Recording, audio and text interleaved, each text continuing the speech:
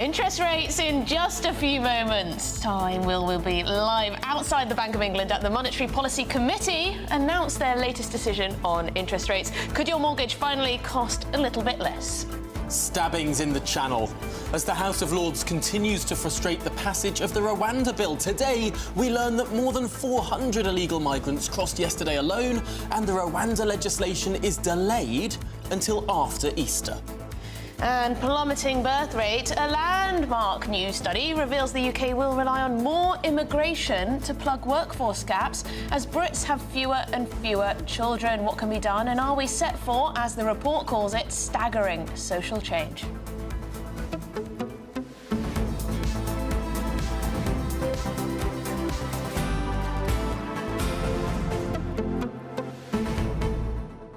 Right, well, the Bank of England is about to announce its latest interest rate decision, currently sitting at 5.25% after being held 4 times in a row. Yes, let's cross right away to the Bank of England, where our business and economics editor, Liam Halligan, is there for us. Liam, just a minute to go. Just a minute to go. The decision's been made. The paperwork has all been signed off. The Bank of England is about to tell us whether or not interest rates are going to fall from their 16-year high of 5.25%, where they've been since last August, been held several times before, as Emily said. Look, I don't think interest rates are going to come down. I think they're going to stay where they are, even though inflation fell quite sharply yesterday from 4% during the year to January to 3.4% during the year to February. That's still quite a long way above the Bank of England's 2% target. As it happens, I think the Bank of England should be cutting rates now because it seems pretty clear the direction of travel with inflation is down, but I don't think they will. That won't please many people with mortgages who have seen their mortgage costs tick up in recent months. But it will please many GB News viewers and listeners who are savers, who live on the interest from their savings, because for a long time, interest rates have, of course, been lower than the rate of inflation. And when interest rates are lower than the rate of inflation, your savings are eroded in real terms. Now, at least for savers, interest rates are above the rate of inflation. But I don't think that will be the case for very long. But I don't think we'll see a cut in a minute's time. We shall see. Here it comes. Well, here it comes indeed. There you go. There you go. They have been held, we're hearing, Liam. They have been held. OK, so let's have a look. We can put that in a special GB News graphic, I think. We can see that interest rates were very, very low, ultra low before the COVID pandemic. They then went to a historic low of just a quarter of 1%, 0.25%. Since then, we had 15 successive interest rate rises as inflation surged, as we came out of lockdown and a wall of demand hit the economy. Businesses couldn't supply in time, inflation went up, oil prices, gas prices. Inflation is now coming down, but for now the Bank of England is being cautious.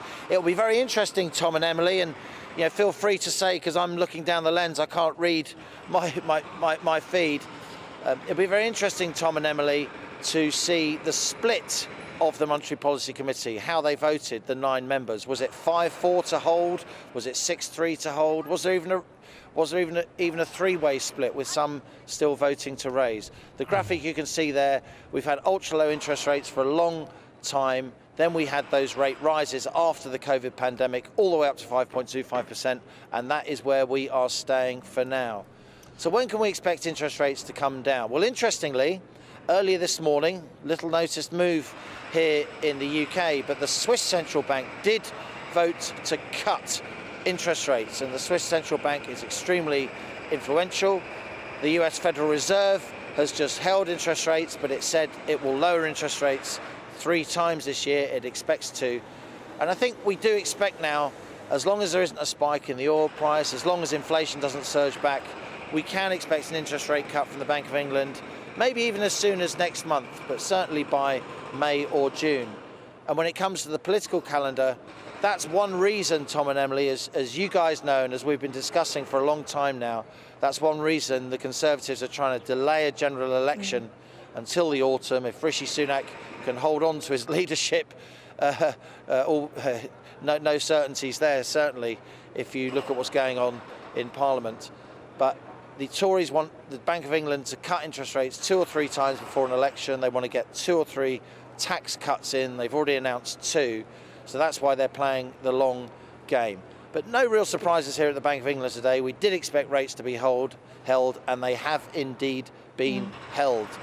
Mortgage holders will be a bit peeved the rate cuts haven't started yet, but many savers will be happy. Liam, you say that perhaps the Bank of England should have been a little less cautious this time around and cut that interest rate. Why do you suppose they haven't? Is it that they're risk averse? We saw that perhaps they were risk averse during the pandemic over the threat of inflation. Are they now overcorrecting? What do you think it's about?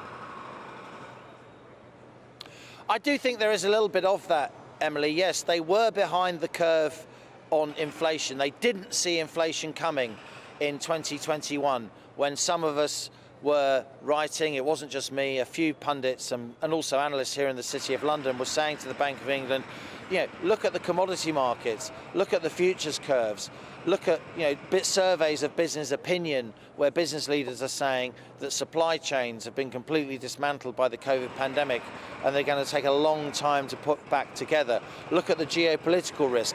All those things pointed to inflation, and indeed we got an explosion of inflation, didn't we, after the pandemic, all the way up to 11.1%, a 40-year high. And it wasn't just in the UK, of course. We had inflation double digits in the Eurozone, almost double digits in the United States. The Bank of England didn't see that coming, and more than that, it actually, in many ways, derided those of us who did see it coming at the time. They kept saying inflation is going to be transitory. And now I think, Emily, you're right. I do think they are overcompensating. They are trying to show we are so tough on inflation now, we are so vigilant against inflation that we're not going to cut interest rates for a long time. So you realise how serious we are about inflation, and we always see inflation coming. So there is a bit of overcompensation, overcorrecting going on here, in my view. Central banking Liam, can I is just all about credibility. Can I just jump in here? We have got the breakdown of this vote. It was 8 to 1. 8 to hold and 1 to cut. No one this time voted to rise.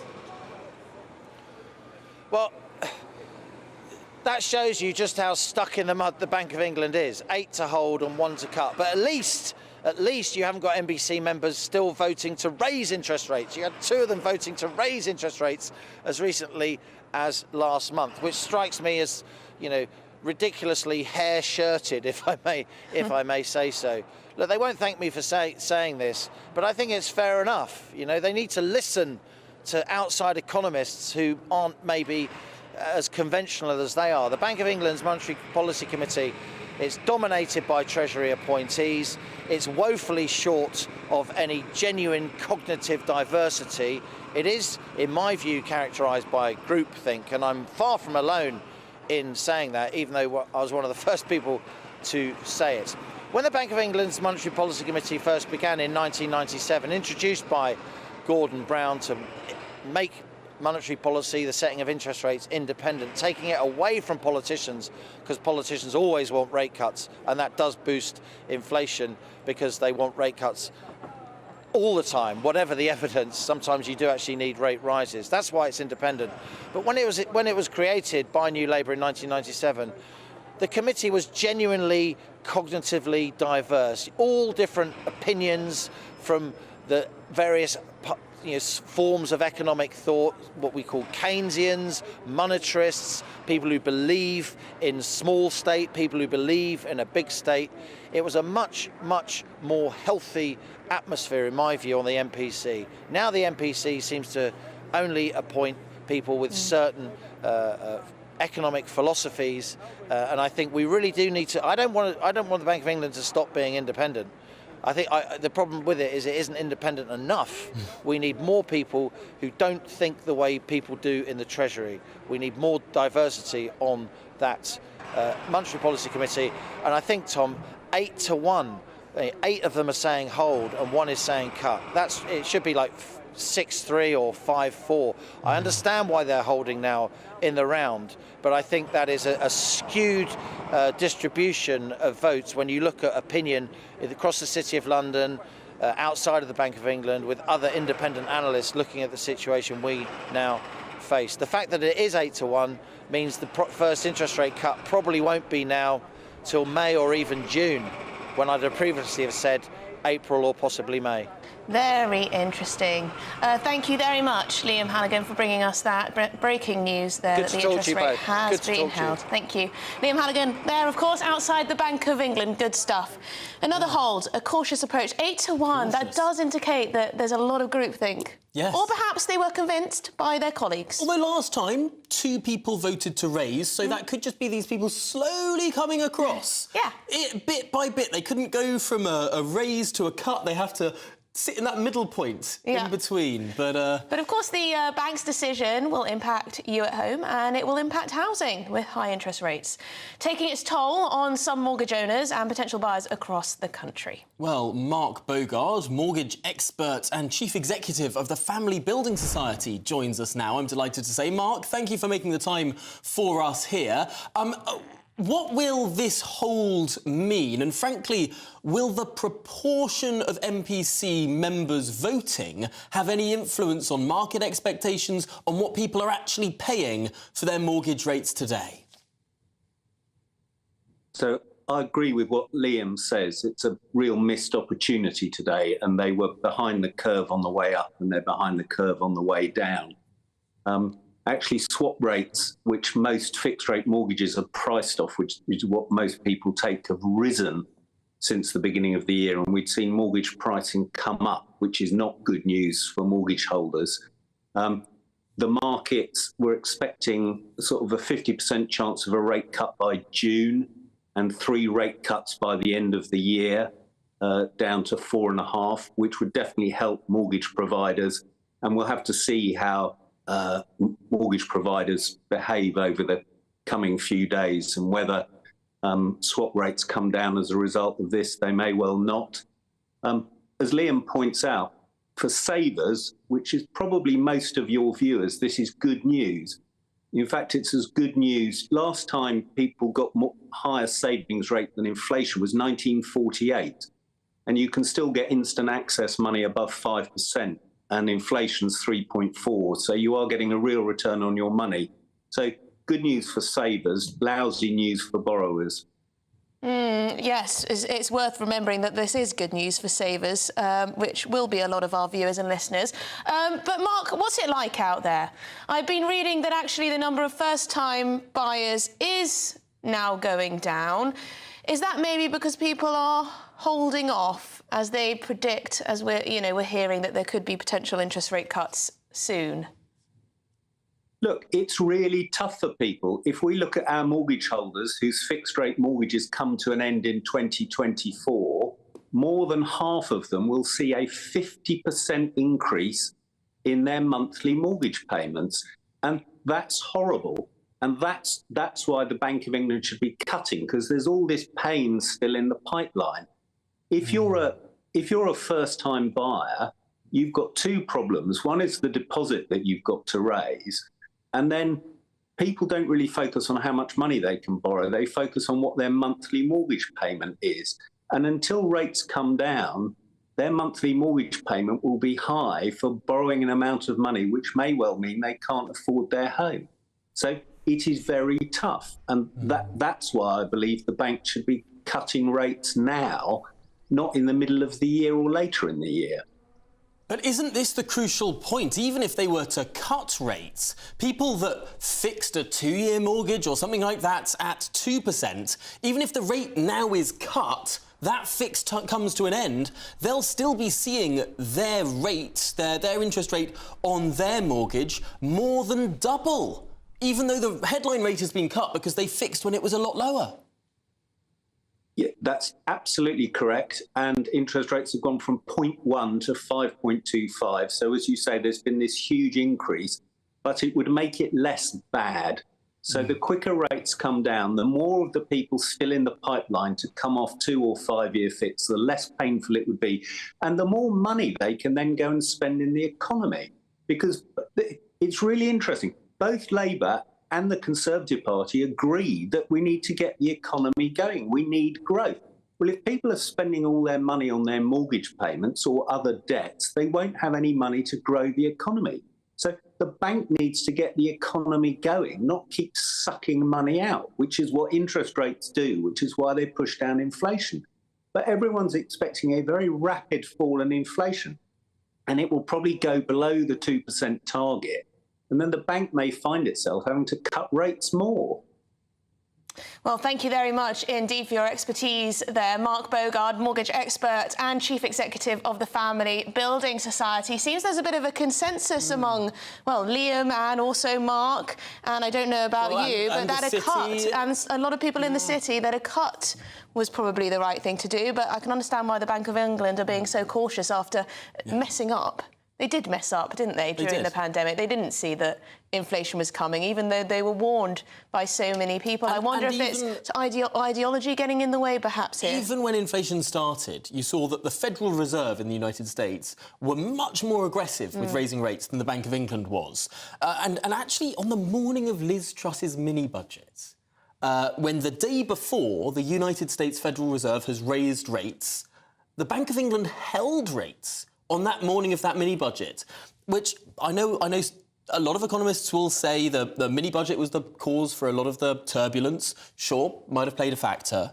But the fact that the Bank of England that morning almost looked ambivalent towards the threat of inflation, and then you got a big fiscal loosening that afternoon, the way that the bank played their cards that morning could have made things a lot smoother over that period, and they missed an opportunity and perhaps increased the turbulence. It's much easier just to point at Liz Truss and say she crashed the economy without looking into the detail of everything else that was going on globally and in the markets. Paul says, what will change in the next month or two other than the fact we'll be closer to a general election to get the Bank of England to cut rates? Is the general election a factor in their decision to hold? Does Sunak want there to be a huge dump of feel-good news? Well, the Bank of England is, of course, supposed to be independent, so it won't be thinking about the general election or wanting to do things that play into Rishi Sunak's hands. Although some people will raise eyebrows and think, how independent is it? Although clearly statutorily independent. But I suppose the question is, we've had a bigger fall in inflation than was expected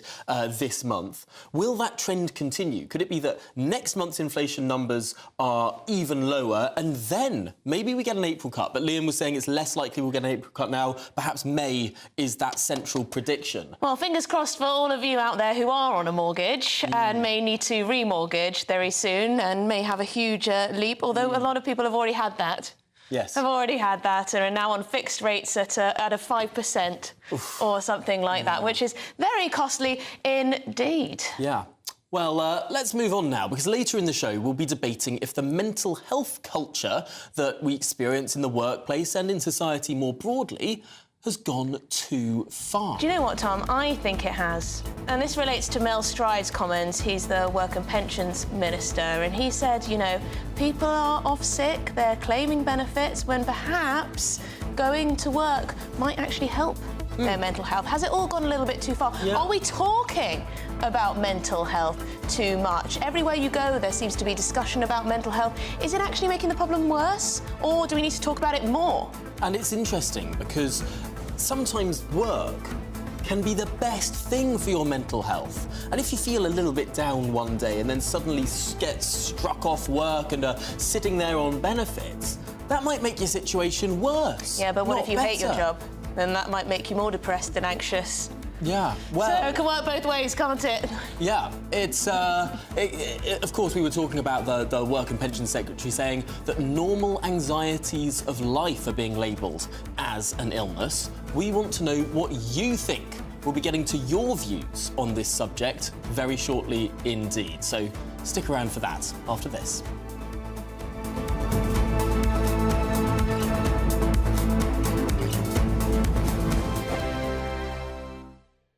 Nana Queer, weekends from 3 p.m. So after his mad dash to see his father last week, Prince Harry predictably went on TV to talk about it. He gave his first interview to Good Morning America, whilst apparently being filmed by a crew that were doing a documentary on the Invictus Games. He didn't disclose his father's diagnosis, but frankly, even the fact that he was on TV talking about it was concerning. No wonder they're keeping him at arm's length. This is what he said. How did you get the news that the King was ill? I spoke to him. And what did you do next? I jumped on a plane and went to go and see him as soon as I could. How was that visit for you emotionally? Look, I love my family. The fact that I was able to get on a plane and go and see him and spend any time with him, I'm grateful for that. An illness in the family can have a galvanizing or sort of reunifying effect for a family. Absolutely. Is that possible in this case? Yeah, I'm sure. Throughout all these families, I see it on a day-to-day basis. The strength of the family unit coming together. He also said that he loves his family, but then he said that he had his own family in America. So which family does he love? The late Queen's last few years of life were marred with accusations of racism, which Harry later backtracked on, claiming that they hadn't actually used the word, so inadvertently admitting to gaslighting us all. But the Sussex's stock is falling in the States, and the only thing that makes them interesting is their proximity to the royal family. And now the King is ill, Harry has even offered to muck in and take on official duties to help his father. Look, I want to see reconciliation and love and joy, but I'm afraid Meghan has yet to even speak to her father as far as we know, and Harry didn't apparently even reach out to his brother. Whilst his dad might fall for it, I doubt William will be as soft. Good luck with that, Harry. Your weekend starts here with Friday Night Live with me, Mark Dolan, 8 till 9 on GB News. Big stories, big guests and big laughs as we get you ready for a cracking weekend. That's Friday Night Live with Mark Dolan, Fridays 8 till 9 on GB News. Bring your own drinks, the admission's free. Join us every night on GB News at 11 p.m. for Headliners, which is 3 top comedians going through the next day's news stories, which is exactly what you need, because when the establishment has gone crazy, you need some craziness to make sense of it. So join us 11 p.m. every night on GB News, the People's Channel, Britain's news channel. Every Sunday from 11, join Michael Portillo. There will be topical discussion, looking at the week before and the week to come. So kick back and relax at 11 a.m. on Sundays on GB News with me, Michael Portillo. GB News, the People's Channel, Britain's news channel.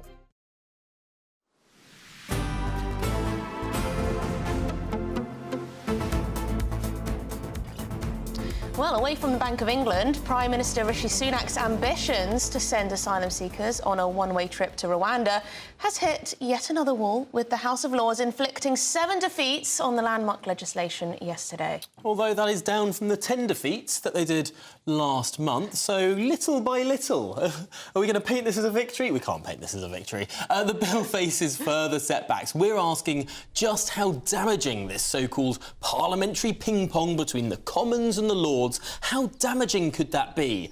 And whether lives are being needlessly put at risk over this House of Commons, House of Lords squabbling. Yes, well, joining us now is Conservative peer Lord Peter Lilly. Thank you very much for joining us, Peter, on the show. Pleasure. When I'm reading about how the House of Lords is inflicting these setbacks on this legislation and the to and fro from the Lords to the Commons, Commons to the Lords, I'm thinking, at the same time, we have 450 or so people crossing the Channel in one day alone this week, yesterday. We've got violent stabbings on boats that are crossing over. And we've got a parliament that can't just put through some legislation that could potentially fix the problem. Well, to be fair to the House of Lords, it would have been willing to continue sitting last night or can do so on Monday and Tuesday, and then the Labour Party would give way and the legislation would go through. The House of Lords only has one power, and that's to ask the House of Commons to think again. If the House of Commons thinks again and decides it doesn't like what the House of Lords does, the House of Lords can water it down a bit, which is what happened last night. I'm pretty confident that when it goes back to the House of Commons, they will again take out these proposals from the House of Lords. It will come back to the House of Lords, and the Labour Party will no longer oppose it, and therefore it will be defeated. The amendments will be defeated, and the bill will go through. Why the government has postponed that final round of what we call ping-pong until after Easter, I'm not sure. I would have hoping we get it over and done with, and that very soon afterwards the planes would take off to Rwanda and we get the deterrent effect. And that would stop people trying to come across the channel, risking their lives and clogging up our asylum system, our hotels and our draining our budget. It's interesting you mentioned that, because the shadow migration minister, Stephen Kinnock, has now said that the Tories are blocking their own Rwanda legislation because of this one-line whip that is going to be on MPs through until next week. The government could have heard this back in the Commons sooner, but it's almost like there's a blame game going on now. The government is blaming your colleagues in the House of Lords, but it seems that many in the House of Lords, and indeed the Labour Party, is saying, actually, this is on the government. They could have heard this in the Commons today, even. Well, that's correct. Or certainly Monday and Tuesday they could have done it. It has to go have the House of Commons in session and willing to take it, but it could have been done at the beginning of next week.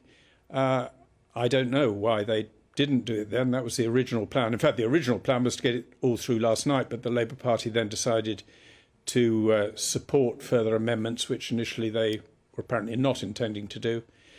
I mean, all this is rather tiresome as far as I suspect most of your viewers are concerned. They want to see the bill through. They're not desperately concerned whether it's this week or after Easter, as soon after the bill is agreed and the treaty ratified, the government gets planes off the ground and we start the deterrent effect. That's the sole purpose of this bill, is to deter people coming by making it very clear that if they do, they'll have wasted thousands of pounds paying smugglers to get them to UK, and instead of being here, or the option would have been to stay in France, they'll find themselves in Rwanda. So they'll opt for the French option. They'll stay in France or in the Schengen area and go to Germany and get a job there instead of coming here.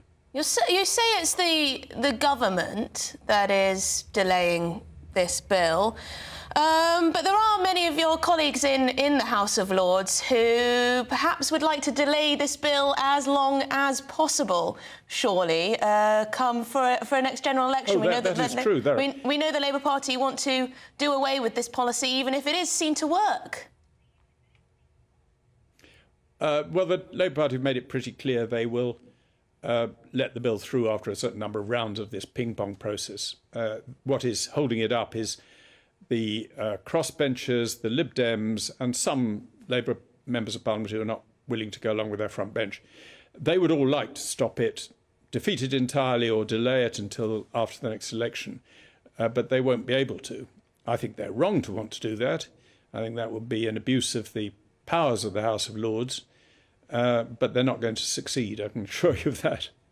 What the Labour Party are saying today is that the government aren't hearing this on Monday or Tuesday or whenever they could do before Easter. The line from Stephen Kinnock, the Shadow Migration Minister, is they know it won't work and are running scared. Is there an element of this whereby perhaps the government is looking at the words of Suella Braverman and Robert Jenrick, who say that actually the appeals process contained within this is, although much narrower than it was, it will still frustrate the process and it won't be as strong a deterrent as it could be? Is there a little bit of the government here that's a bit worried this bill won't be the final nail in the coffin for this horrible trade in people across the Channel? But if they have that worry, then they ought to bring forward amendments to deal with that issue. They haven't done so.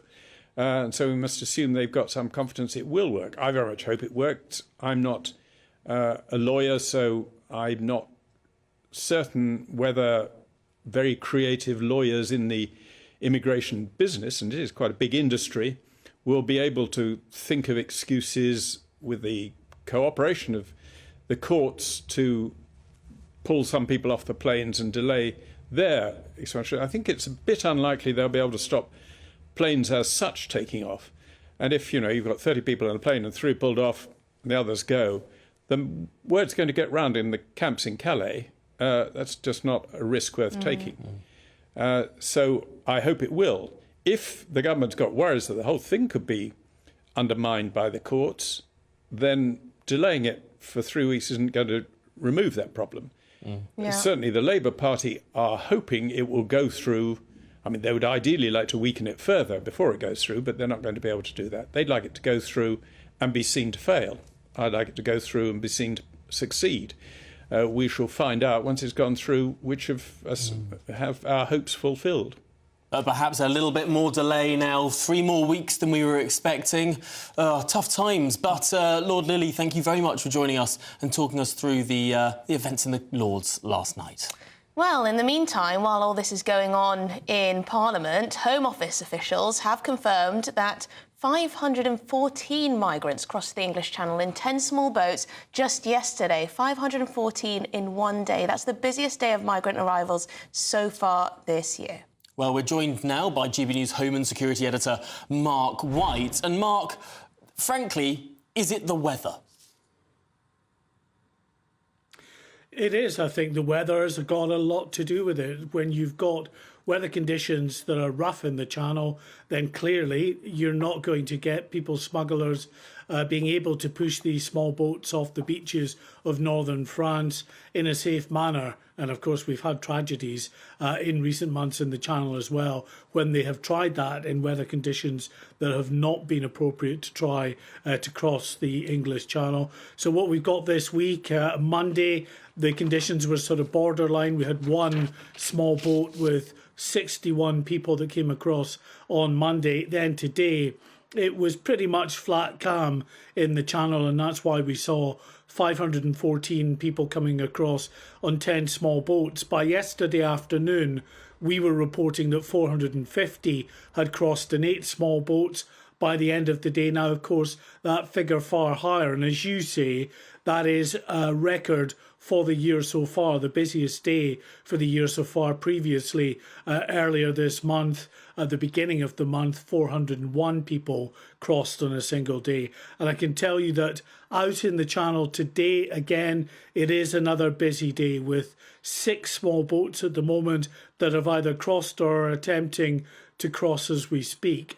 Overnight, 2 small boats loads were taken in, having been picked up in the middle of the Channel by Border Force, taken to Dover Harbour with around about 100 people on board.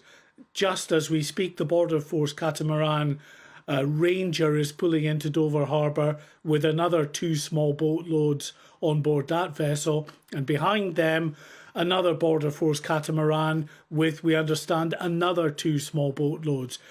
So we think probably about 300 at least will be the total so far today. And what that does is it takes the total for the year so far to more than 4,300.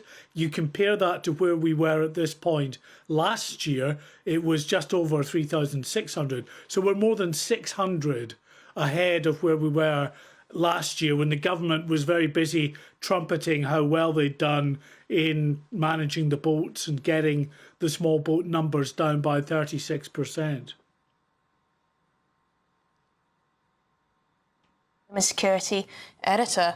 Wow. 4,300 so far this year, likely. Of course, that's just an estimate, as we don't know the total for today. But Mark, thinking that over 300 have already crossed just today. This is no doubt an emergency, and I understand that the House of Lords are blaming the government for pushing the bill back, and the government's blaming the House of Lords for seeking to delay it. But all the while, the numbers just continue and continue, and the government can no longer say that they've cut the number of crossings by X amount, seeing as we've got such a high this year. Well, and this is one of the concerning things for the government from their perspective about an election. When do they have it? They were able to say that the arrivals were down a third last year, but currently these numbers look like they're running a little bit higher. Yeah, quite a bit higher, actually. Yeah. Quite a bit higher. So far, anyway, and a little bit of good weather changes everything, doesn't it? Certainly can. Gosh, yes, very difficult indeed. And where on earth are all these people going to go? Yes, well, plenty more to come, of course, over the next 2 hours, including plummeting birth rates, which may leave Britain heavily reliant on immigration. Yes, your views are already coming in on this one, so keep them coming. We're going to be discussing that and reading some of your views after the headlines.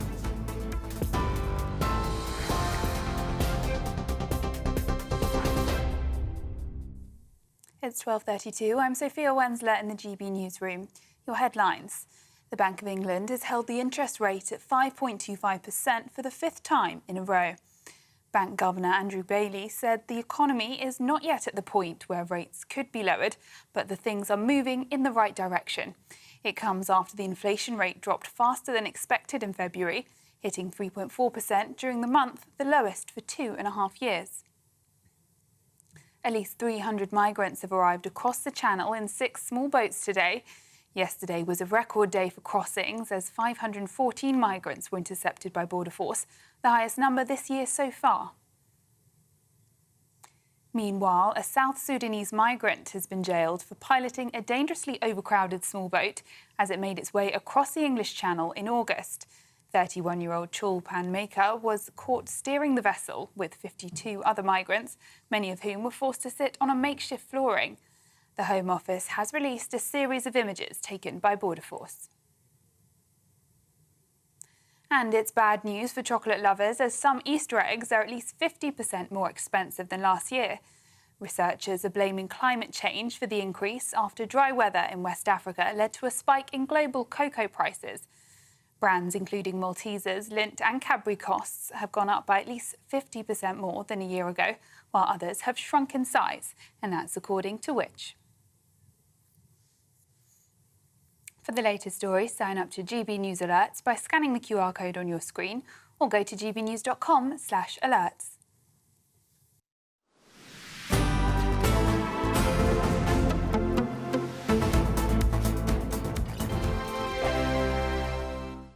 Headliners. Tomorrow's papers tonight. Every night from 11 p.m. Welcome back to Headliners. And Paul, we're going to get straight into Monday's mail for some good old-fashioned traditional male breastfeeding. Yeah. To answer the question, what is the latest woke hell, Josh? Row as hospitals say hormone-filled milk from trans women who were born male is just as good for a baby as the real thing. It's possible for men, if they pump themselves full of estrogen, to grow larger breast tissue, and they often do. Or you just eat lots of burgers. Exhibit A. And once you've done that, it is actually then possible to express or lactate a liquid. Okay. If to that liquid you then add another load of pills, medication, chemicals, whatever, that lactation juice can be fed to a baby. We don't really... This is not for the sake of the baby. The baby has no benefits from this whatsoever. The studies are very weak on it.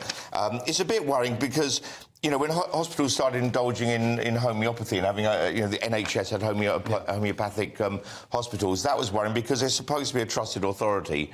And before saying something like this, there should be an awful lot of study done. I want to shame this hospital. This is whether it's necessary. University Hospitals Sussex NHS Foundation Trust. That's who it is. And they have written one of the stupidest sentences I have read aloud in the 2 years that I've been privileged to do this show. It says, the term human milk is meant to be neutral and not gender biased. Yep. Wow. Yep. That's incredible. Yep. Oh, my God, we're laughing at you. I mean, and as someone says here, babies are not props. And that's the scary thing. And when we're not focusing primarily on the health of a baby. No, but the feeling of a person doing it rather than... It's a bit of an odd way to go, isn't it? So... 2024, a battleground year. The year the nation decides. As the parties gear up their campaigns for the next general election. Who will be left standing when the British people make one of the biggest decisions of their lives? Who will rise? And who will fall? Let's find out together. For every moment, the highs, the lows, the twists and turns. We'll be with you for every step of this journey. In 2024, GB News is Britain's election channel. Big news, big debates, big opinion. Patrick Christie's Tonight is the week's biggest show. Every weekday, 9 to 11 p.m, we've got the inside track on the day's top stories. There'll be sharp takes you won't get anywhere else. We will set the news agenda, not just follow it, and I want to bring you along for the ride. Whatever it is, we'll have our finger on the pulse. It's news, but it's this close to entertainment. Patrick Christie's Tonight, 9 to 11 p.m, only on GB News, the People's Channel, Britain's news channel.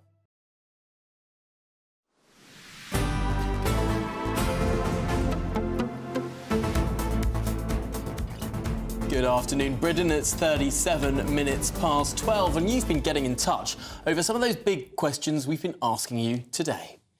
Yes, we asked. Well, there's this new report out that says that there are plummeting birth rates in the UK and across the West, actually, and they say that we're going to need immigration to plug the gap when it comes to the workforce. So we want to know why you think people are having fewer and fewer babies. Well, why Brits are having fewer babies. Well, Rose says people can't afford to have children anymore. And I suppose that's got to be a big part of it. We know the cost of childcare is huge. The cost of housing is going up far more than wages. Frankly, having a child is an expensive endeavour in the UK. Yeah, and it's interesting because it seems like a lot of middle-class people are having fewer and fewer children, leaving it later and later, because, yes, the cost of housing, the cost of childcare doesn't make up. It's too expensive for your wage. Niall says the UK birth rate is falling as the country is overcrowded. Houses are getting smaller, not enough housing, you cannot find childcare, school class sizes are too big, if there is even a school nearby. Yes, I do think that's got a lot to do with it. The general quality of life seems to be... because of overcrowding, because we don't have enough housing, because we don't have enough school spaces. Overcrowding for the for the infrastructure that we have. Yeah. What we need to do is build more. Let's do that first. Let's do that first, yeah? Do what then first? have more people. Build the more infrastructure, and then you can have more people. Well, exactly. I mean, if you look at you walk around some of the largest cities in the UK today, and so much of it is just sort of 2 stories tall, like really close to transport hubs. You just sort of have 2 stories tall. In most European cities, that might be 5, 6 stories tall. These aren't skyscrapers we're talking about, but look at central Paris, central Madrid. These are beautiful buildings that fit many more people in. Yeah, OK, so then you add, I don't know, an extra 10,000 people in a small area of London. Then what do you do about the transport? We need new tube lines, we need new bus routes, we need new schools, we need new shops, we need new bus routes, we need new everything else as well. That's why it's such a slow process. New dentists, new hospitals, look at what Washington, new whatever. DC did. Washington, DC, in the last 10 years, has up-zoned, as they call it, around transport hubs. So where the metro stations were, they built lots of new housing around those metro stations. And with the new taxes that those people have moved in to pay those taxes, they're running more services on those metro stations. So they're well-connected houses in good areas, creating more tax revenue, but also reducing the cost of rent as well. It's a win-win-win. Well, I don't know, because we were just reading the other day that London, the capital city, has its highest population ever, 10.1 million. I would say that the quality of life in London has taken a nosedive for most people, particularly when they're living about 6 to 1 Because we're having more people moving in than we have houses being built. And we don't have enough tubes either. Well, no, they don't run regularly enough. It's the same everywhere. Yeah. You've sent me pictures when Tom's late for work. He sends pictures of why, and it's because he can't get on a tube, apparently. The crowds are just so big. You get enormous... This is because... This is very London-centric, but I'm sure it's the same up and down the country. But it's true wherever it happens, right? If you're expecting a service to come X amount of times per hour, and it comes half that number, then you've got twice as many people squeezing on per service. And this is because Sadiq Khan, frankly, has prioritised gimmicks like freezing fares and cancelled necessary upgrades to infrastructure. Anyway. Well, I think we could, reduce immigration. That might help. Anyway, thousands of women may have been affected by the Department for Work and Pensions' failure to adequately inform them that the state pension age had changed. That's what the Parliamentary and Health Service Ombudsman has said today. Well, this long-awaited report was published today and looks at how women born in the 1950s were affected by the retirement age increase in 2010, which was to bring it into line with men. So I've always thought that this name, the WASPI Women Against State Pension Inequality, well, it's about equality, not inequality. They weren't told in good time. But they just need a different name for their group. That's my qualm. Don't know about that. Let's cross to our political correspondent, Catherine Forster, who's been following the story. Catherine, tell us, what is the grievance here, and is the government likely to do anything about it in terms of compensation?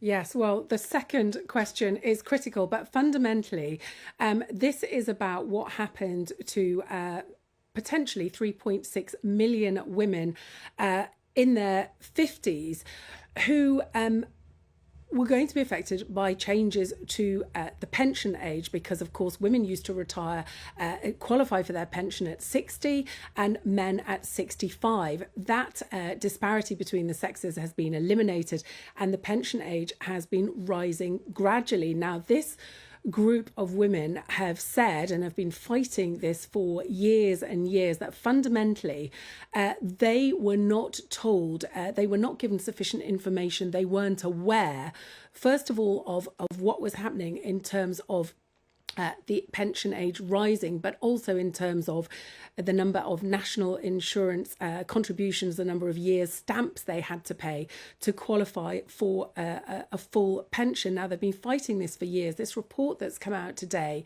has been 5 years, and fundamentally it says that the Department of Work and Pensions hasn't done its job properly, in that it didn't take adequate steps to make these women informed as they should have been.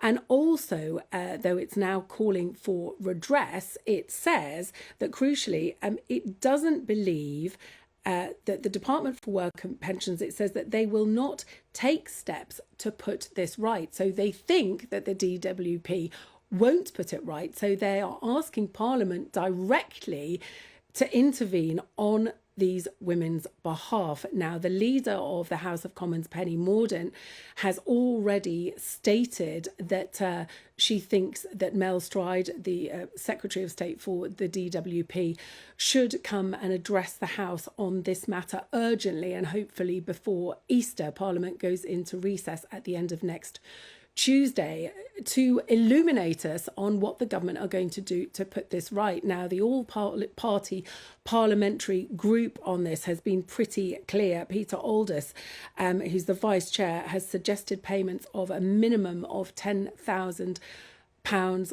per woman. So we could be looking at a bill possibly of £3.5 billion and upwards. So will they pay, and how quickly will they pay? Because, of course, we've seen time and time again, money is very short. There is a general election looming.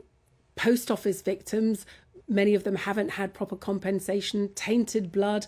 Similarly, the government isn't always very good at putting its hand in its pocket when it can pass the buck and leave it to be someone else's problem. Yeah, really big questions there for the government, but also this idea that there will be some people who are really put out by this, who had made plans on the basis of this and are really struggling to get by. There'll be other people who, frankly, don't need the money. There'll be people who are millionaires who fit amongst this, because it's a universal benefit. This is a really tricky problem, because at a time when some people are really struggling in the United Kingdom, would it be right for the government to spend taxpayers' money, because it is taxpayers' money, taking it away from hard-working, hard-pressed people and giving it to people who don't need it in some cases? Yes, and this is an argument that I think we might quite well hear from the government, because, as you say, Tom, there will be plenty of women who did know what the rule changes were, who did know about the national insurance and planned accordingly, and frankly do not need this money. We know the national debt is, 2.6 trillion at the moment. We know there's no money for pretty much anything that the government really would like to do, and that's likely not to change. But of course, too, there are many women who have been plunged into real hardship because they thought they were retiring at a certain point, they planned accordingly, they worked accordingly, and then they found, when it was too late to do much about it, that in fact was not the case. So certainly some women have been let down very, very badly. But I think in terms of the government putting its hand in its pocket and paying out, let's wait and see. But they tend not to be fast, and money is in very short supply at the moment. Well, thank you very much indeed. Catherine Foster there, our political correspondent. Tom, I'm not sure if I agree with you on the whole means testing of this. Just because, you know, a lot of people have been very responsible with the way that they've used their money. Yes. They've invested it well, therefore they've reaped the benefits of that. They've worked very hard and they've accrued some wealth, yes. Most of it might be in assets, i.e. their house. Why shouldn't they receive when they arguably have... Why should they receive and others Emily, if the tax burden was at a 70-year low rather than a 70-year high, I would heartily agree with you. But frankly, we're not talking about this is free money going... I don't think you should be punished, though, just because you've done the right thing. We're punishing other people as well. Like, there is no one who isn't punished in this situation. We're taking money from some people to give it to others. Is it the fairest thing to do, to take it from hard-pressed people who are making really tough decisions about their lives because of the rate of the tax burden right now, and give it to people who've got lots of money? Well, we need more people to go to work. Anyway, coming up, we're talking plummeting birth rates, which may be leaving the UK heavily reliant on immigration for decades and decades and decades to come. More on that shortly.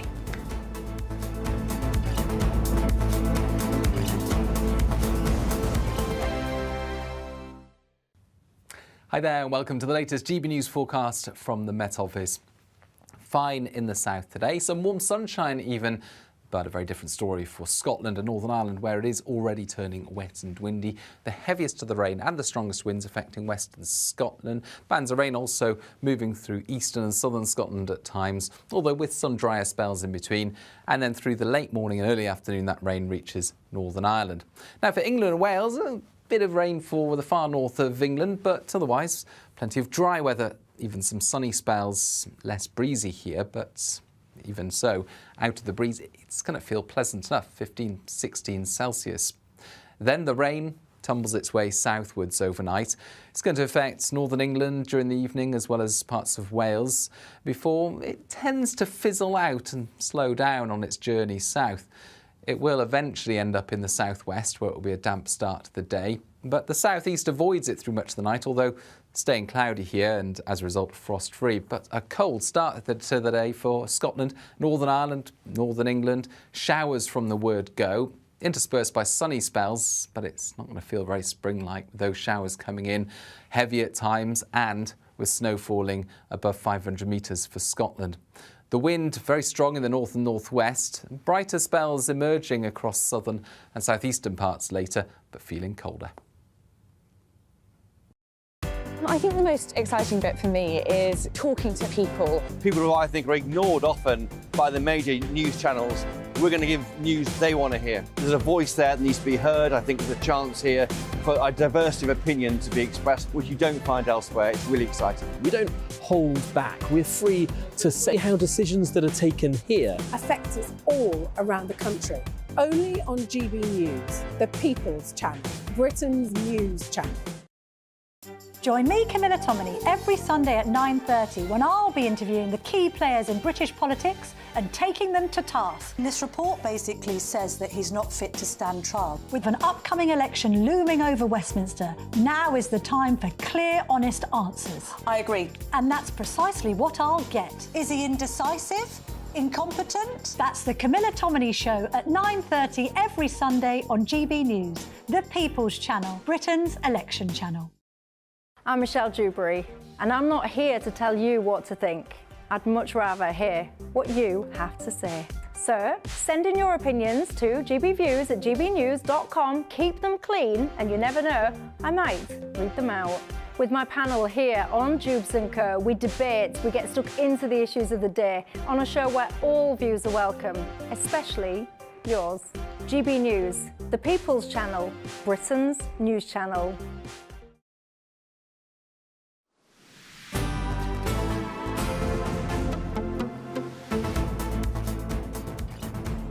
Well, the falling birth rate is to leave the UK dependent on immigration all the way until the year 2100. So the end of the century, the turn of the century. Goodness, will any of us be around to see it? That's according to a new report. Yes, well, let's get the lowdown on what this report is saying now with the statistician and political commentator Jamie Jenkins. Jamie, frankly, I suppose it's a mathematical reality. If we're not having enough babies to replace our current population and we want to pay for things that retirees like healthcare or anything else, quite frankly, you need more people to work. I suppose that's the calculation done here. Yeah, and I think what you've highlighted, you, with this kind of declining birth rates, it's a phenomenon that's been in the UK for a while now. You got to go back to the 1950s where we were having that post-war baby boom, and the consequence of that post-war baby boom is we've got a lot of them hitting the kind of the elderly population. Over the next decade or so, guys, we're going to start seeing those into the death figures. So without migration, the UK population from about 2035 onwards would actually start falling. Now, some people might argue that that's not a bad thing. We seem to be overcrowded because the infrastructure hasn't been put in place the last 20 or so years. But I think, Tom, what you've said is pretty much bang on the money, is that if we don't have the population coming in to do the jobs, you don't get that tax receipt to pay for just not the healthcare, pensions that the people But hang are on, going to be paying. Jamie, people coming to this country get old too. So what do you have? Just a constant merry-go-round, a constant conveyor belt of new arrivals, then they get old, and then you need to have more, and then they get old, and then you have more. Meanwhile, the quality of life in some areas of the country gets less and less. Surely these sorts of things, birth rates, they go up and down. Yes, it might go down for a little while, but then something might change, or the government might enact pro-natalist policies of one or the other, and it might go back up again. Is not just reaching for the immigration lever a bit short-sighted? I think short-sighted is probably more short-term, because basically we're living with this phenomenon because of short-sightedness of the last 20 or 30 years. Because you know, if you're a couple now, if you try to get on the housing ladder in the UK, the kind of your wage to price of the house ratio has gone through the roof the last 30 years. So women are having to work kind of in their 20s and 30s just for that couple to get on the housing ladder. So the housing crisis is a big part of this. And rightly, women want a career as well. It's not the days of just staying at home looking after children. You know, those are kind of not what we've seen today. But ultimately, we do need more family-friendly policies if you're going to get the birth rate up, because the ONS, when you look at the projections for the population, they're estimating a total fertility rate of what, 1.6. So you need 2.1 to replace the population. So unless we encourage more births, and the Chancellor's increased the child benefit allowance, kind of the threshold at which that gets tapered away in the recent budget, that's not going to have a huge difference. You need policies to encourage more births, and ultimately the cost of living, and I'm not talking about the cost of living crisis today, I'm talking about just the general cost of living in the UK the last 20 or 30 years has made it impossible for young people under the age of 30. It's a really important point, Jamie. Thank you so much for bringing it to us. That's the end of the hour, but coming up, the mental health culture, has it gone too far? That after this. A brighter outlook with Box Solar, sponsors of weather on GB News. Hello, welcome to your latest weather update from the Met Office for GB News. Bit of a north-south split today. Rain moving across Scotland and Northern Ireland. Most of England and Wales dry. Low pressure hitting Iceland, and these weather fronts coming from that low pressure providing the cloud and the outbreaks of rain. That rain fairly patchy over northern England, but some showery rain across Lincolnshire and Yorkshire, and a fairly damp afternoon through northern Cumbria. Certainly soggy for a good part of Northern Ireland, central and southern Scotland, but the far northwest does turn brighter, but it is very blustery here. Much of the south of the UK, yes, a bit misty and murky first thing, but brightening up this afternoon, and where we see a bit of sunshine, very mild again. 16, 17, perhaps even 18 Celsius. The rain, though, is going to trickle south, clearing from Northern Ireland and southern Scotland this evening, spreading into northwest England, then into Wales. So turning damp here, much of the south still mostly dry through the night, turning windy everywhere, particularly across the far north. A very blustery night here with the showers coming in. They'll fall as snow over the tops of the hills, and it will turn colder here. Another fairly mild night in the south.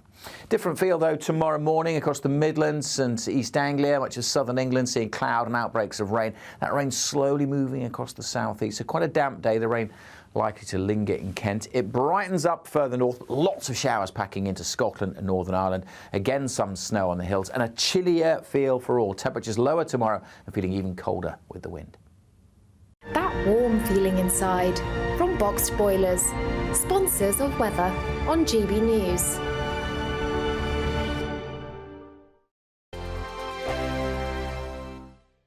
There's still time to win our giveaway packed with seasonal essentials. First, there's an incredible £12,345 in tax-free cash to be won. Cash to make your bank account bloom. Plus a spring shopping spree with £500 in shopping vouchers to spend in the store of your choice. And finally, a garden gadget package including a handheld games console, a portable smart speaker and a pizza oven. For another chance to win the vouchers, the treats and £12,345 £245 in tax-free cash, text GBWIN to 84902. Text costs £2 plus one standard network rate message. Or post your name and number to GB03 PO Box 8690 Derby DE1 9TT. UK only. Entrance must be 18 or over. Lines close at 5 p.m. on Friday the 29th of March. Full terms and privacy notice at gbnews.com/win. Please check the closing time if watching or listening on demand. Good luck.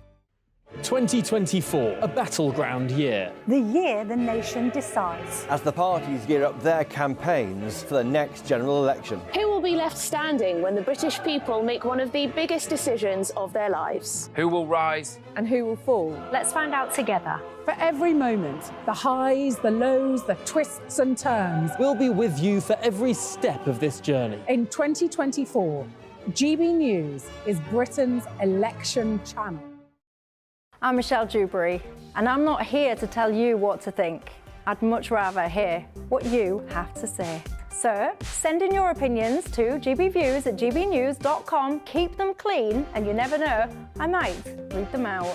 With my panel here on Jubes & Co, we debate, we get stuck into the issues of the day on a show where all views are welcome, especially yours. GB News, the People's Channel, Britain's news channel. GB News is the home of free speech. We were created to champion it, and we deliver it day in, day out. Free speech allows us all to explore and debate openly the issues most important to us, our families, and of course, the British people. Having challenging conversations to enlighten each other. Which is why we hear all sides of the argument. We are the People's Channel. We will always stand by the freedom to express yourself. On TV, radio and online. This is GB News, Britain's news channel. Big news, big debates, big opinion. Patrick Christie's Tonight is the week's biggest show. Every weekday, 9 to 11 p.m, we've got the inside track on the day's top stories. There'll be sharp takes you won't get anywhere else. We will set the news agenda, not just follow it, and I want to bring you along for the ride. Whatever it is, we'll have our finger on the pulse. It's news, but it's this close to entertainment. Patrick Christie's Tonight, 9 to 11 p.m, only on GB News, the People's Channel, Britain's news channel.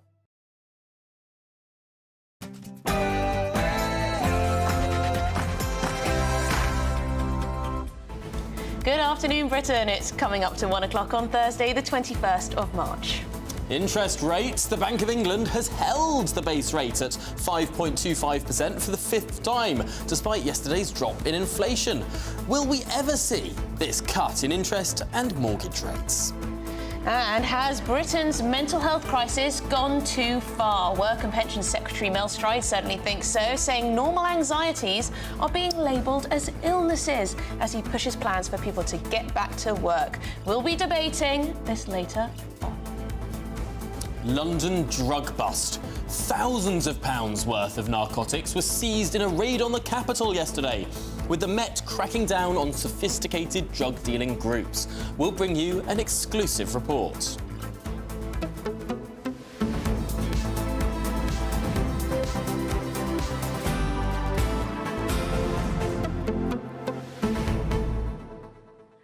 Good afternoon, Britain. It is just 1 o'clock. 1:01. There we go. Are we labelling too many things mental health problems, where in the past it would be having a down day or feeling a bit sad or feeling a bit worried about something? Do you think we over-medicalise? This is the question we've been asking. We've already got some of your views, but we would love some more. Rob says that he's actually been unable to work since 2014 and believe he'd love to be back in work, but the support that he needs is never there. So there is that side of this as well. Are people with genuine mental health problems not getting enough support?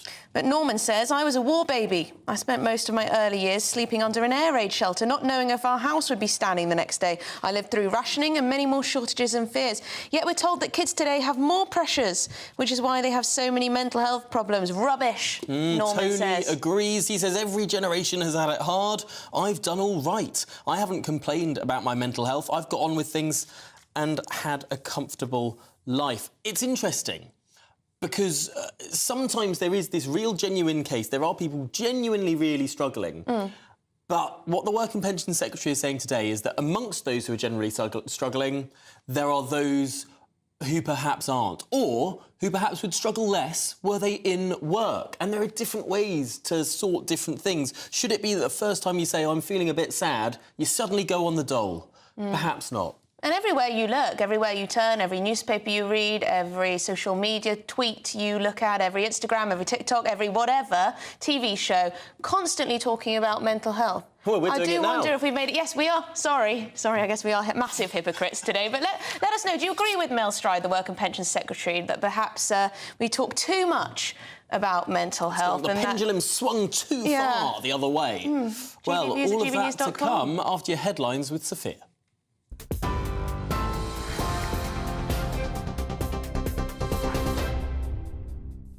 Thanks, Tom. Good afternoon. It's 1 minute past 1. I'm Sophia Wensler in the GB newsroom. Your top story this hour, the Bank of England has held the interest rate at 5.25% for the 5th time in a row. Bank Governor Andrew Bailey said the economy is not yet at the point where rates can be lowered, but things are moving in the right direction. It comes after the inflation rate dropped faster than expected in February, hitting 3.4% during the month, the lowest for 2.5 years. Thousands of women may be owed compensation after a report found that the Department for Work and Pensions failed to adequately inform them that the state pension age was changing. The Parliamentary and Health Service Ombudsman looked at potential injustices resulting from the decision to raise women's retirement age to bring it in line with men's in 2010. The Women Against State Pension Equality campaign hoped to be awarded £10,000 in compensation, claiming that millions of women had suffered financially because they weren't warned about the changes. But the report has recommended payments below £3,000. Meanwhile, Shadow Secretary Yvette Cooper says it's important to take this report very seriously. I think this is a really important issue because many women across the country just feel like they had the goalpost moved from them at the time when they didn't know what was changing. And so that's why I think it's really important that we look at this report. I haven't seen it yet, but I know that people will be looking really seriously at it.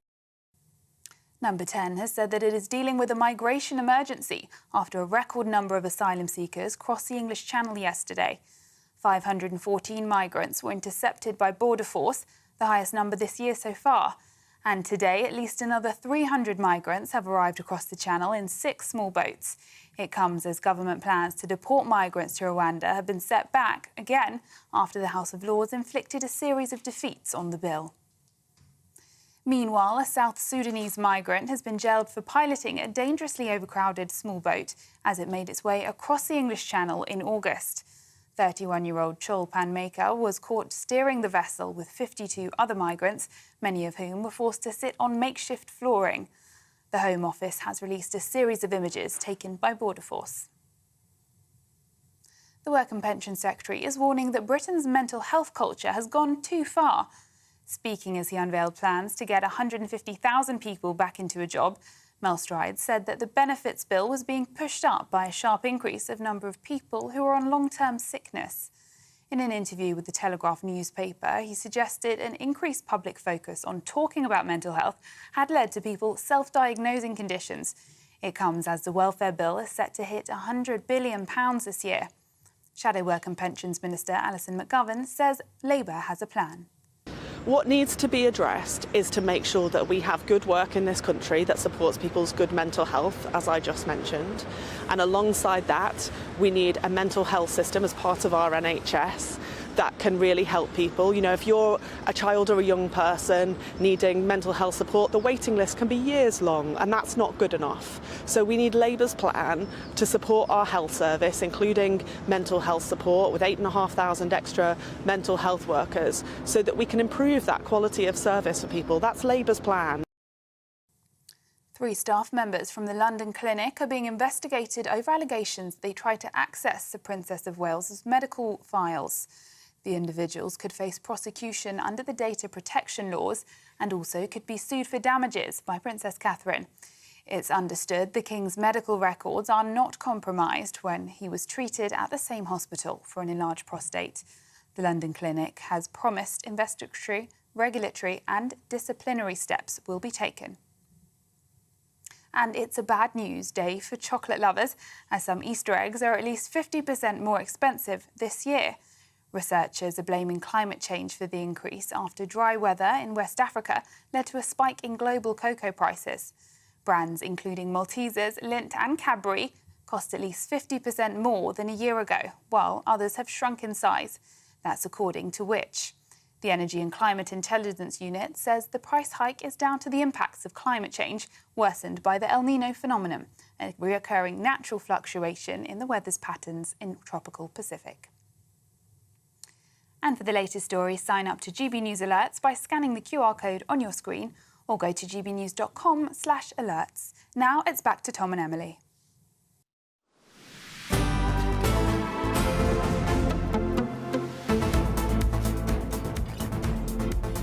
Good afternoon, Britain. It's 8 minutes past 1. With the Prime Minister already facing a potential revolt, he's now been dealt another blow with some sensational new polling out this morning. Yes, it doesn't look good. According to YouGov, the Conservatives are on the same share they received at their lowest ever ebb in the aftermath of Liz Truss's mini-budget. So the polling also found, get this, that the Reform Party, Reform UK, have their highest vote share ever. Yes, just 4 points between the Tories and Reform at this point, according to this latest YouGov poll, both in the teens. Well, let's break down the numbers with the pollster Chris Hopkins of Opinium. Now, Chris, I know it's not your poll that was out this morning, but do you recognise this trend, a precipitated rise in Reform UK with a corresponding fall in the Tory vote share?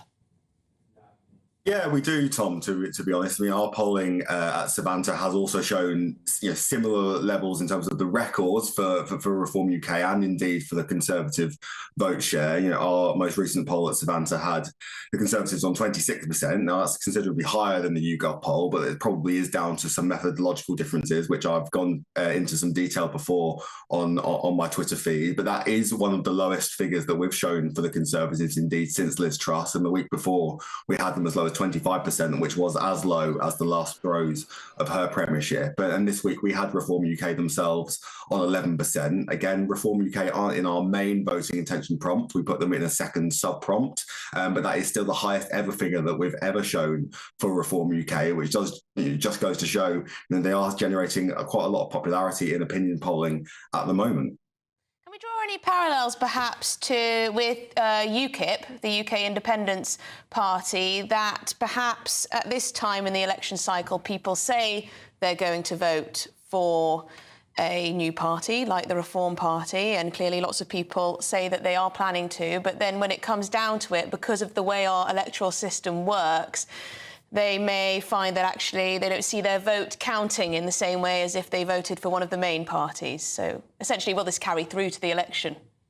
Yeah, I think, Emily, that remains the huge question for us pollsters and indeed sort of all political commentators, really. At the minute, we just don't know. Ultimately, we're showing pretty high Reform UK figures, whether that is as high as YouGov on 15% or still with us well above or well into double figures.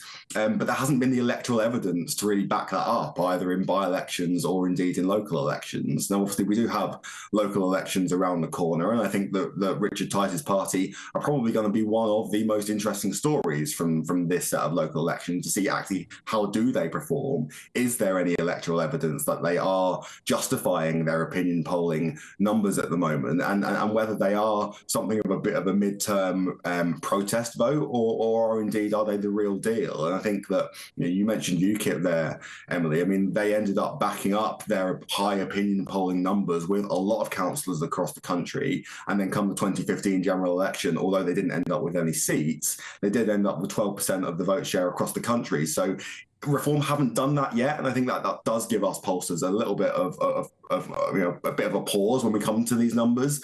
But there is nothing to suggest at the minute that they couldn't do that. I think we just want to see it with our own eyes and with some actual evidence from actual elections first. Yes, and I suppose it's not too long until the local elections, which could be a big test of this. But frankly, when we have looked at electoral events, when we have looked at the Kingswood and Wellingborough by-elections, Reform was on above 10% in each of those, although in Rochdale, nowhere near.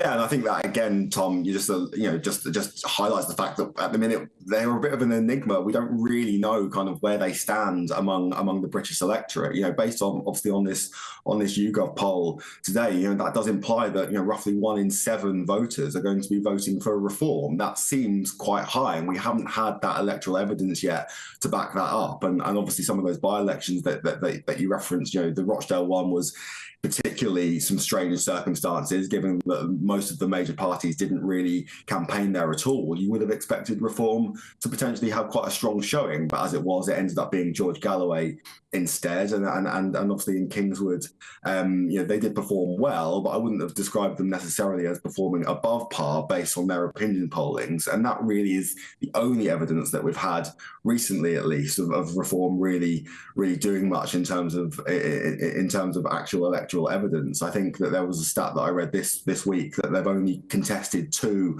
of 39 local council by-elections in 2024. They just haven't really been tested yet. And I think that therefore, yes, these local elections on the 2nd of May are going to be really, really interesting to see how Reform end up doing. Absolutely. Well, thank you very much indeed for your expertise. Chris Hopkins, pollster, of course. With Savanta. With Savanta. Very interesting indeed. I do wonder when it comes down to it whether people will vote for Reform. How much of a protest vote is it at the moment when it comes to polling?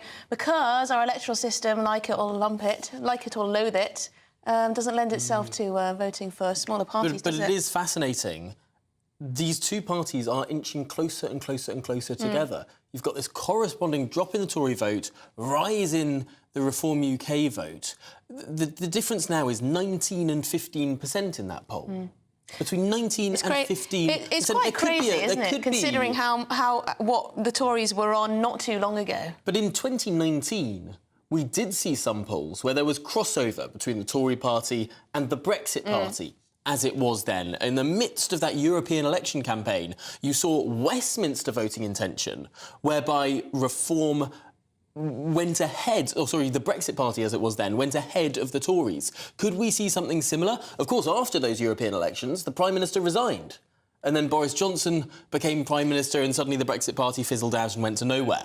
But could we see something similar after the local elections? Could a strong showing in the polls and in the polling stations for Reform actually dislodge Rishi Sunak? Yes, and I also think there's probably a lot of people out there who have done the same journey, made the same journey as Lee Anderson, gone from Labour to the Conservatives and then to Reform. But there you go. Let us know what you make of that. Are you surprised that Reform is polling only 4 points below the Conservative Party?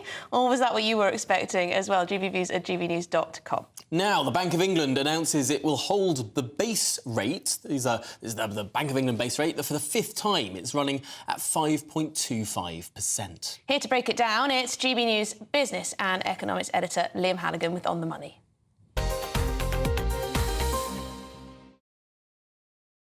Liam, you've had a bit of time now to have a look at gauge some of the reaction to this decision from the Bank of England. What are people who know about these types of things saying? What's your analysis as well? Yeah, I've just hot-footed it back from the Bank of England, crossed London, been looking at the reaction. No surprise, Emily. Pretty much everyone expected the Bank of England to keep interest rates at 5.25%.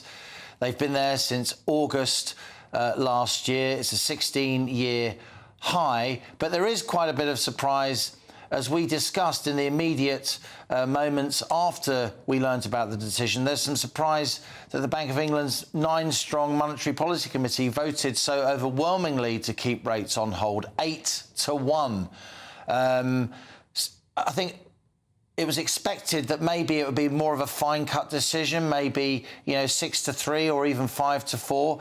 And if the Bank of England's voting now 8-1 to hold interest rates, that means an interest rate cut next month is unlikely, and maybe even the month after. So whereas we had economists saying yesterday, we could get 4 interest rate cuts in before the end of the year, I don't think anyone's saying that now, because the first interest rate cut now looks more likely to be May or even June rather than next month. A lot of savers will like that, as we often say, but people with mortgages on variable rates and personal loans who were hoping for a rate cut today or next month are probably disappointed. Well, Liam, we're being told we've got a graphic here to show, which is to show what the rates have done. Let's have a look at this. Can you talk us through it, Liam? Sure. So we see here from the GB News graphic that back in 2017 to 2018, 2019, interest rates were creeping up a little bit. They'd been ultra low since the global financial crisis, and then they really plummeted to the floor, just 0.25%, a quarter of 1% during lockdown. Since lockdown, we've had 15 successive interest rate rises up to 5.25%, as I say, a 16-year high. So that is where rates now are. They're likely to stay there for a couple of months yet. But I think today's information from the Bank of England is a little bit of a blow for Rishi Sunak. He was saying yesterday, we've turned the economic corner, rate cuts are coming soon. We want to get lots of rate cuts in before autumn election. That's what the Tories are discussing privately. They want to get another tax cut in before an autumn election, on top of the one that we had in January, another one coming in April, those reductions in headline national insurance from 12 to 8% altogether. But it seems now, if it's going to take a little bit of time to get the first rate cut in, we're unlikely to get 3 in before the next election. So a little bit of a blow to the Tories' strategy, or so-called strategy, to try and challenge Labour by going long on the election, delaying it until the economy improves. I don't think anyone would say that the economy isn't generally improving. It is. I don't think anyone thinks that we are still in recession in the first quarter of this year. We were in the back half of last year with the economy contracting. The economy is now expanding, albeit very slowly, but there won't be much respite soon for mortgage holders, and that is a bit of a blow to the Conservative Party, alongside that quite phenomenal polling that you both were talking about, with Reform now very much creeping up on the Tory shoulders. Yeah, indeed. Thank you very much indeed, Liam Halligan there, Business and Economics Editor. We also want to know how this decision impacts you and people across the country. GB News' South West of England reporter Jeff Moody has been out and about in Devon, speaking to a sheep farmer, no less. Yes, I've come here down to Exmoor to talk to sheep farmer Bill Geen. Bill, is this what you were expecting? Yeah, to be honest, yes, it is. And, you know, obviously we'd like to see interest rates go down. Who wouldn't? But at least we know that it doesn't look like they're going to go up again, and it brings confidence, I think, to know that, you know, things are improving and not getting worse. You say who wouldn't? Savers wouldn't. For some people, yes, it's not good news at all. I understand that, and I've got some friends down the road who have been living on investments, and they've been struggling the last few years and are delighted the way things are going. But, you know, they rely on their pension as well, and you need a strong economy to be able to fund pensions. So that's the other side of the coin. But as a businessman, as a farmer, you know, we need as low an interest rates as possible and inflation to be as low as possible. So explain to me why it's so important for farmers that interest rates are kept low. Because you'd first look at it and you think, well, most of you have inherited your homes, inherited the land. A lot of farmers have been farming the land for generations. So why is it so important that interest rates stay low? Well, it's important. I'm actually a tenant farmer here, so I mean, you know, I can't generate capital by where I'm living, but I do own a bit of land, and that helps. I mean, the banks have confidence in people with land, and they will lend money, but you can't generate money by just owning land. You have to find a way of getting capital, and banks will lend, and we borrow. And when we were borrowing at 0.2%, you know, it was a much happier place, and now we're on 5.5% plus whatever the banks add on. So, yeah, it's cost us a lot of money the last couple of years.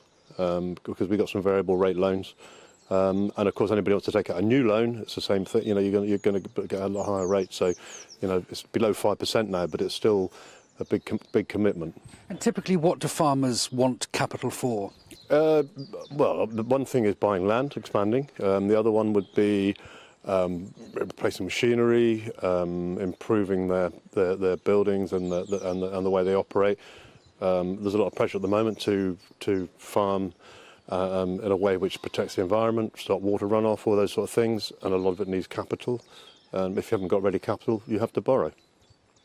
OK, well, it stayed the same today. Bill Geen, thank you very much indeed. Stayed the same today, but we are expecting rates to start to fall later on in the summer. But for now, back to you.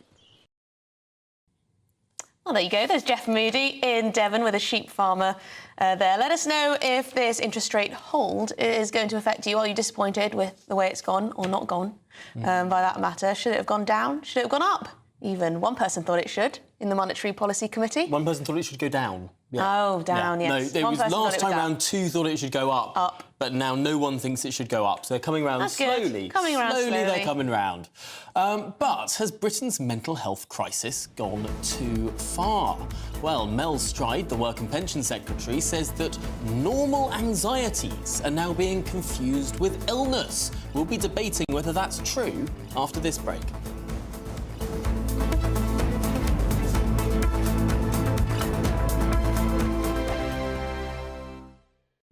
This is GB News, Britain's news channel. Now, I'm sure you have seen this video that went viral this week, and if you haven't, well, I think you're going to enjoy it. This is a firefighter leaning on a fence whilst watching a trapped driving instructor's car sink in 4 feet of floodwater. Looks very comfortable there, doesn't he? Just leaning against the fence. Just chilling, just relaxing.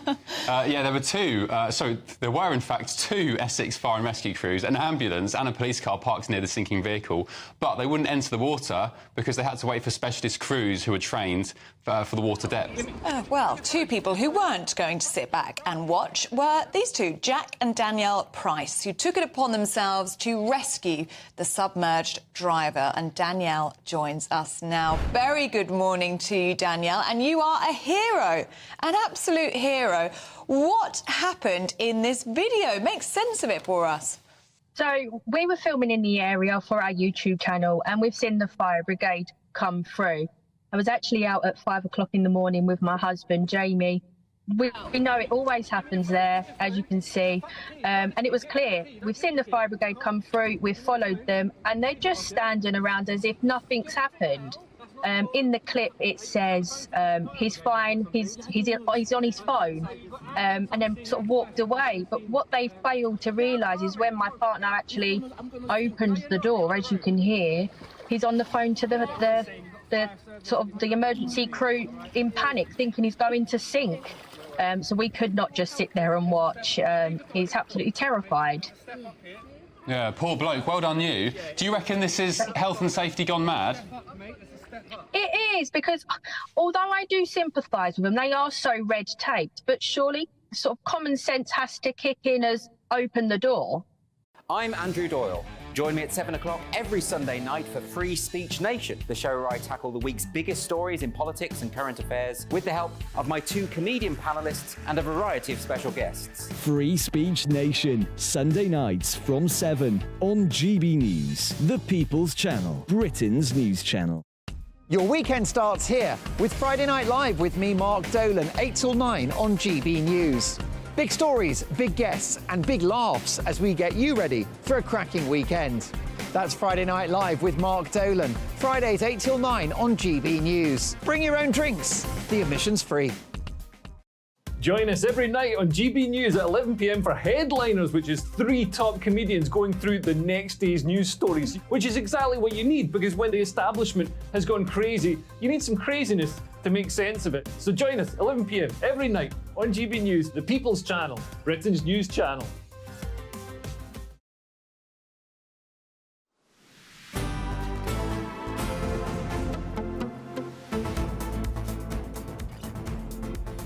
Do we have a mental health crisis in Britain, Tom?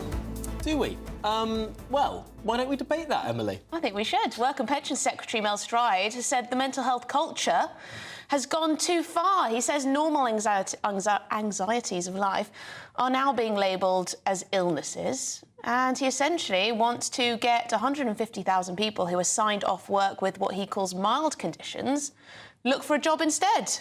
Yes, well, should he do that? And are we over-diagnosing mental health? I know that it's been something that's got the inbox really going today, and we'll be talking about it some more. But remember, if you've got a personal anecdote on this, you can write in gbviews@gbnews.com, and we'll be looking at what some of you have to say a little bit later in the programme. But joining us now is the writer and mental health advocate, Rachel Kelly, who feels mental health is a big issue that needs to be treated with care, and and the political commentator Russell Kirk, who doesn't believe that there's this so-called mental health crisis. Well, Russell, you're probably the more contentious view here. Let's start with you.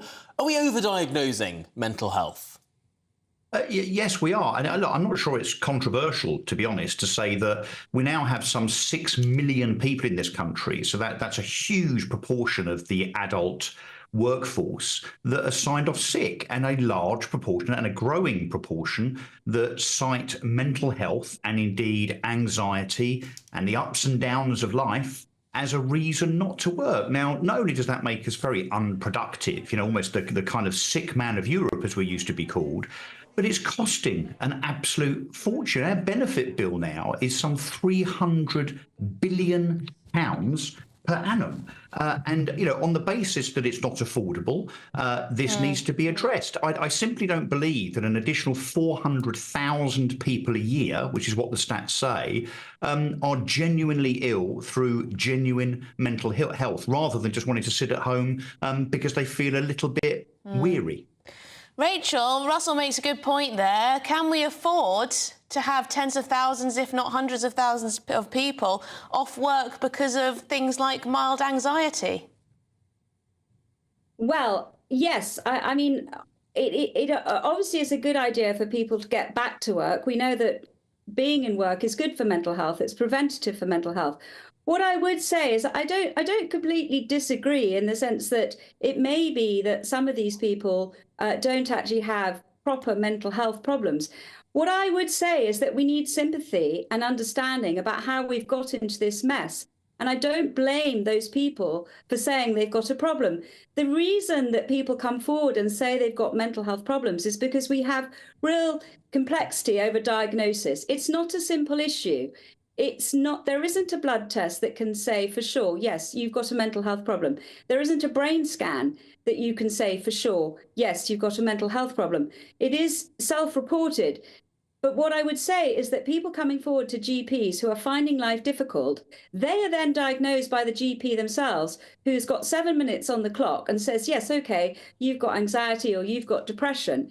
So I think we have to go back to the beginning of the story and treating people with sympathy and understanding and not necessarily putting them straight into a medical box. Well, that's crazy, though, isn't it, Rachel? That's crazy, though, isn't it, that you can see a GP for less than 7 minutes and be signed off work sick.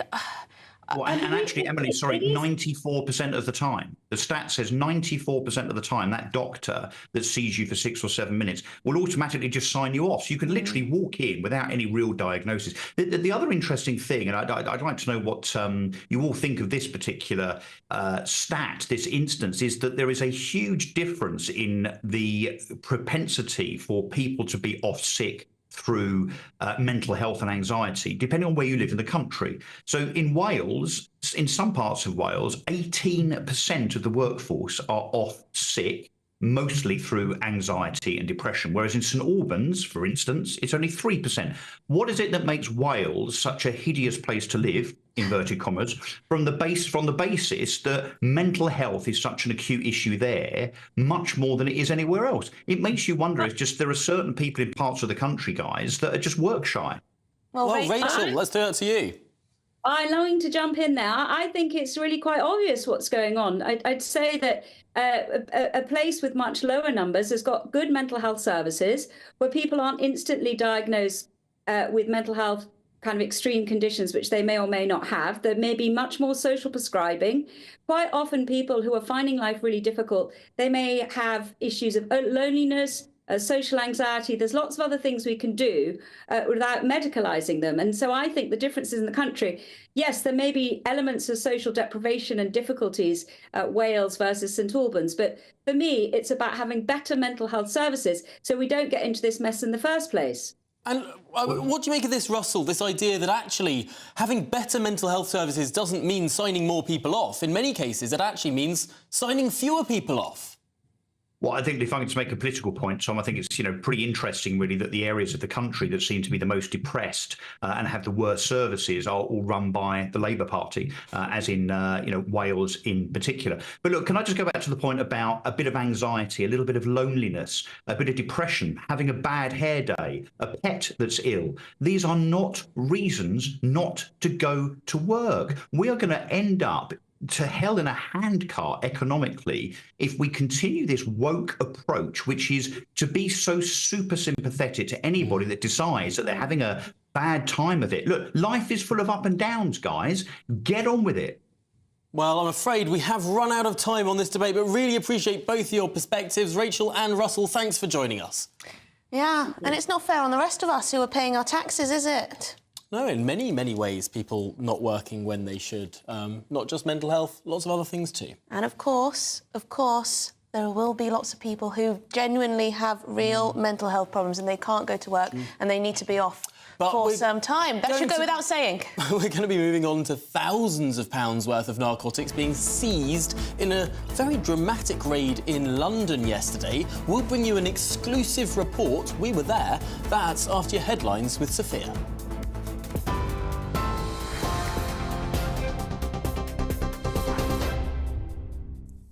Thank you, Tom. It's 1:33. I'm Sophia Wensler in the GB newsroom. Your headlines. The Bank of England has held the interest rate at 5.25% for the fifth time in a row.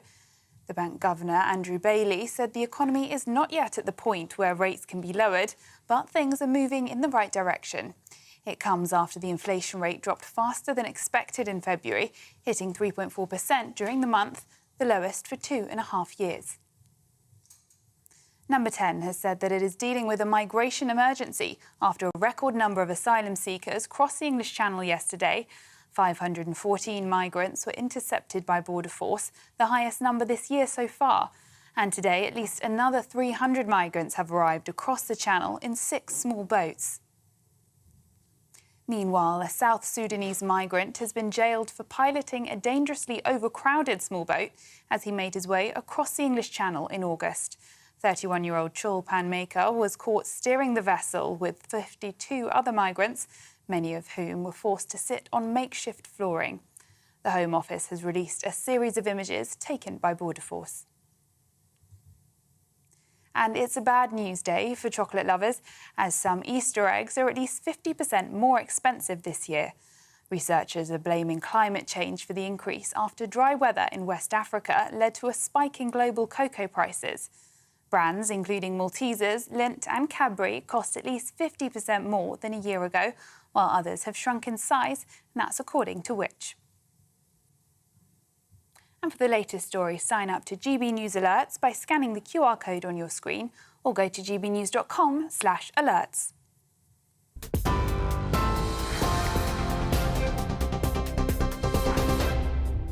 For a valuable legacy your family can own, gold coins will always shine bright. Rosalind Gold proudly sponsors the GB News Financial Report. And here's a quick snapshot of today's markets. The pound will buy you $1.2727 and €1.1672 euros. The price of gold is £1,731 and 65 pence per ounce. And the FTSE 100's at 7,854 points. Rosalind Gold proudly sponsors the GB News Financial Report.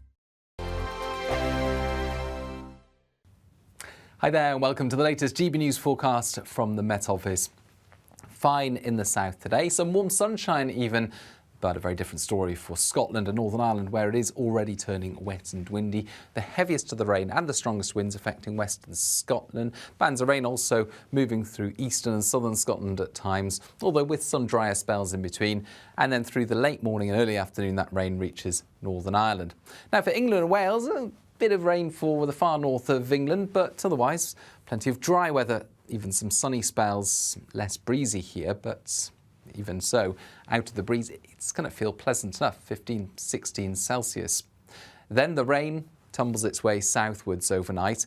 It's going to affect northern England during the evening as well as parts of Wales before it tends to fizzle out and slow down on its journey south.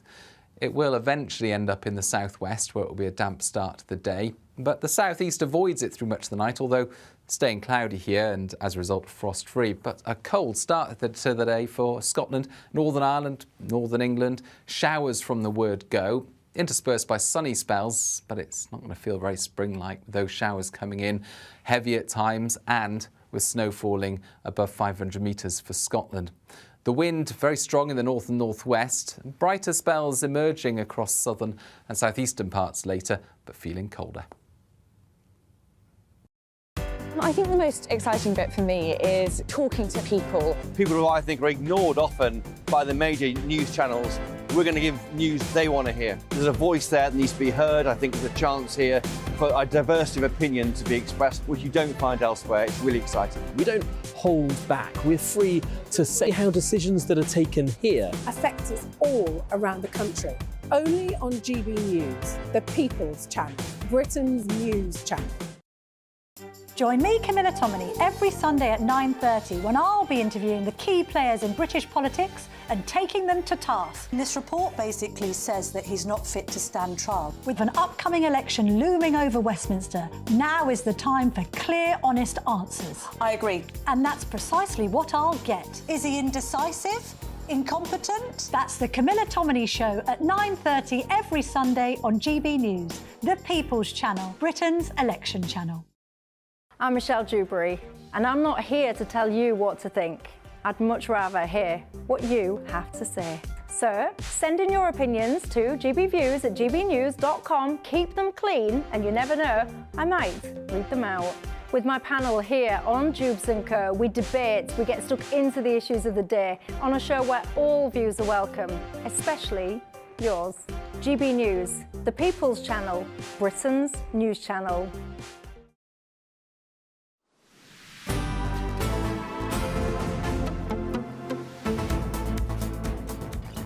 It's 1:38 in the afternoon, and thousands of pounds worth of narcotics were seized in a dramatic dawn raid in London yesterday as the Met Police target sophisticated drug dealing groups. In a broadcast exclusive, GB News' very own Ray Addison was asked to ride along and film a further, rather rude awakening.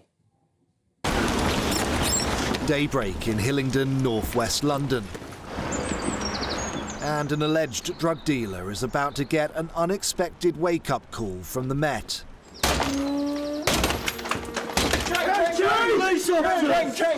Inside the flat is a 29-year-old male suspect who police believe is part of a network distributing narcotics to over 100 people.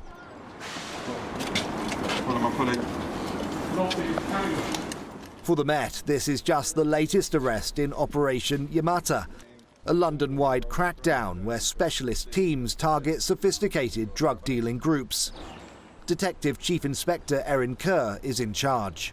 And we would call him the controller of this network. So he's the one that's operating this line. He controls this line, he owns this line.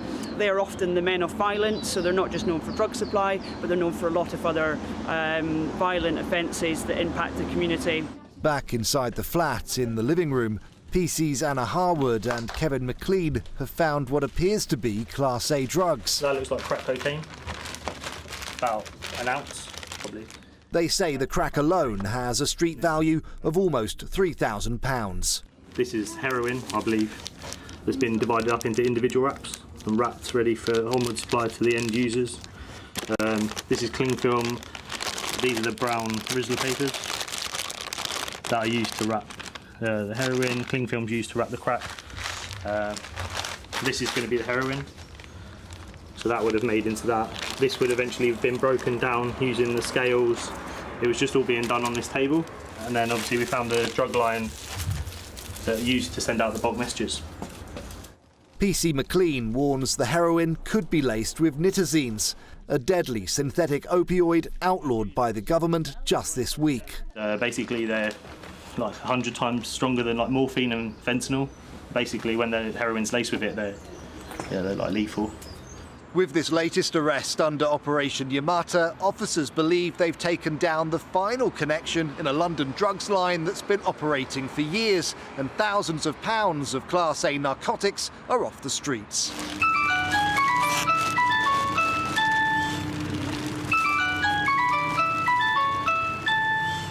Police say the suspect was arrested on suspicion of supplying Class A drugs and remains in custody for questioning. But until that news filters down to the streets, his suspected drug line will keep ringing off the hook. Ray Addison, GB News. Gosh, Dramatic imagine finding out you live in the neighbouring flat to that. Oh, living in the neighbouring, just hearing the door being battered in by one of these police Nice northwest London for you, eh? Northwest London? That's where it is. Well, yeah, but that's not all of northwest London. No, just that particular. Some of northwest London's just very that nice. particular flat. Yeah, well... Well, they've done a good job. They've done a good job. Shall we get some context behind this on these sorts of raids with the former Metropolitan Police officer, Graham Wetham. Graham, thank you for joining us here. This seems like this was part of a sophisticated operation going after the sort of heads of these nodes of dealership.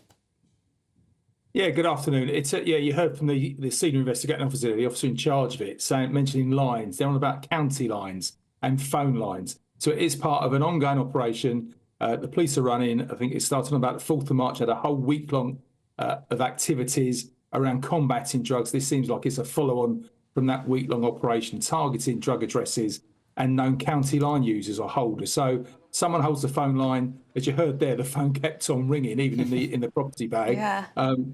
The phone line that is used to distribute controlled drugs. So that was a raid on a known premises to combat that operation.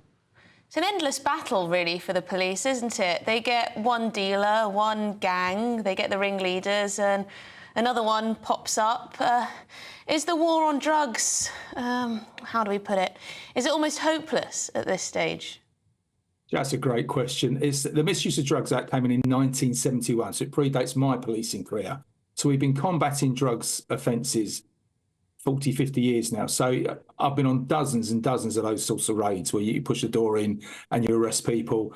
I personally think there needs to be a different approach, a different view on this. So we keep on combating criminal offences of drugs, but there needs to be maybe a more joined up approach, looking at maybe a health approach, etc., education, diversion, the sort of things you hear about knife crime, I think needs to be applied to the drugs types offences, because you can't just arrest your way out of this drugs problem. It's clearly continuing. It's increasing. There are organised crime gangs and networks managing these county lines, bringing a lot of misery to people. But at the same time, I think there might be, maybe there's a different method or ways we can actually try and combat this.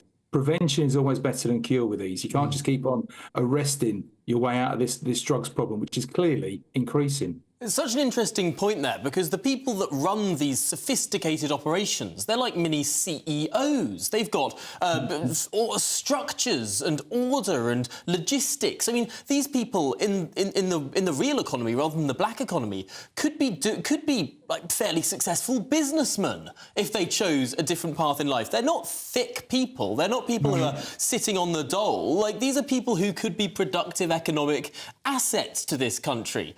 How do we change their lives?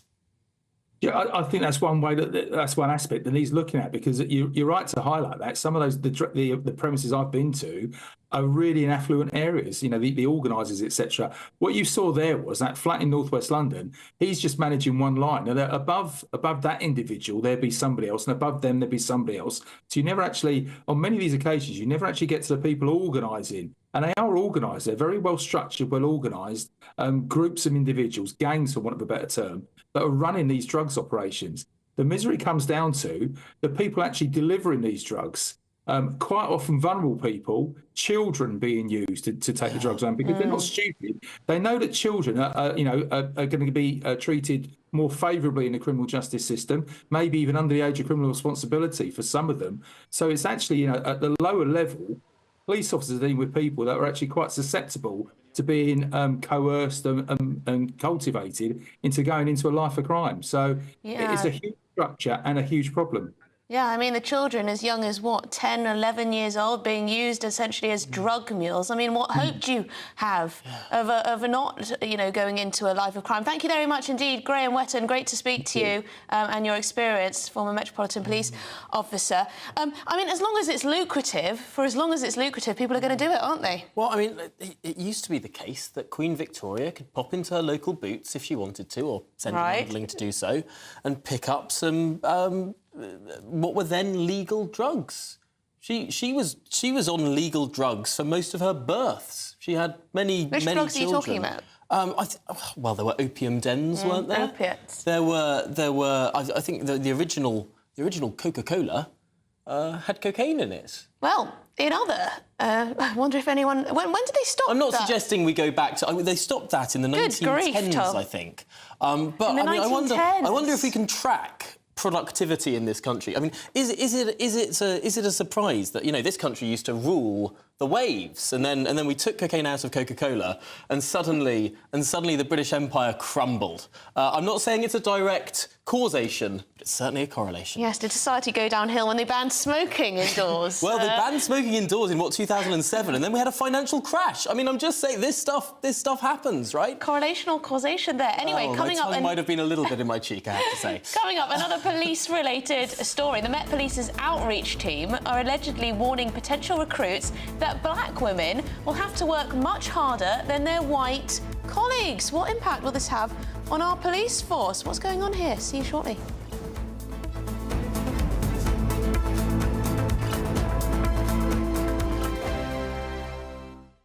Headliners. Tomorrow's papers tonight. Every night from 11 p.m. Is a debate on gender really a far-right issue? Far right. I'm so bored of that phrase, you know what I mean? Like, anyone who acknowledges that there are two sexes is suddenly far right, because that's what Hitler and Mussolini were all about. This question from Shirley is, of course, about Labour. They've been accused of being undemocratic because they pressured a pub into cancelling a debate, and this debate features Kelly J. Keane, who's been on this show a couple of times, and she's a campaigner, and she was just on the panel, and then they got a letter saying that they couldn't do it because Kelly J. Keane apparently attracts far-right groups. Now, they've tried this trick before, but because some awful, ghastly neo-Nazi types turned up near to an event that she was holding in Australia, they kind of tried to blame that on her and suggest that the two were the same thing. They weren't. That was an opportunistic group turning up to... They're not... Neo-Nazis aren't pro-feminist.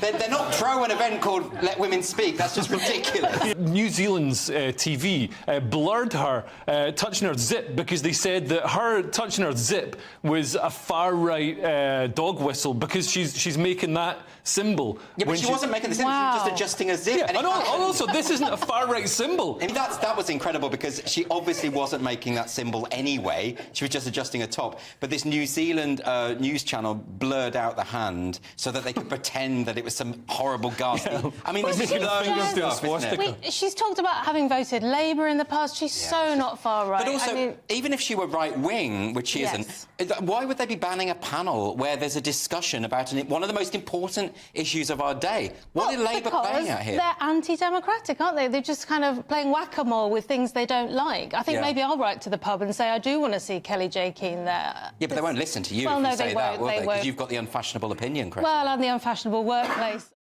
2024, a battleground year. The year the nation decides. As the parties gear up their campaigns for the next general election. Who will be left standing when the British people make one of the biggest decisions of their lives? Who will rise? And who will fall? Let's find out together. For every moment, the highs, the lows, the twists and turns. We'll be with you for every step of this journey. In 2024, GB News is Britain's election channel. GB News is the home of free speech. We were created to champion it, and we deliver it day in, day out. Free speech allows us all to explore and debate openly the issues most important to us, our families, and of course, the British people. Having challenging conversations to enlighten each other. Which is why we hear all sides of the argument. We are the People's Channel. We will always stand by the freedom to express yourself. On TV, radio and online. This is GB News, Britain's news channel.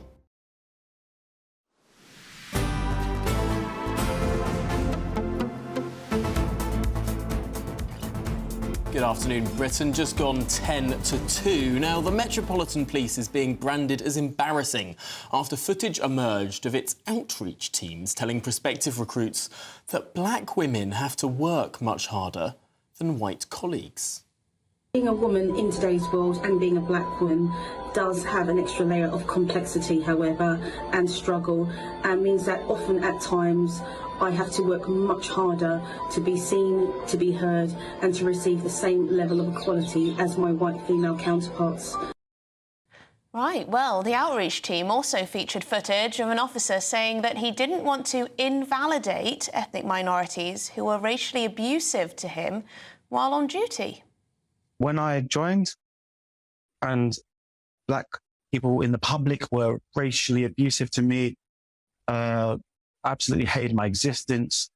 It took me about 5 months till one of them said, "Do you know the history of the area that you're working in and the organization that you're working for?" And I said, "No." He said, "Go read this and watch this." So I did that. Ever since that, the ability to resonate with people, it's been untold. For example, being at a crime scene and they come and they insult you, you know that's not personal. I've learned that it's not personal, but I'm not going to invalidate them and say, "No, that wasn't me." It wasn't me. Things that happened before I was born, which is what it is, as horrible as it is, but I have I can't deal with that.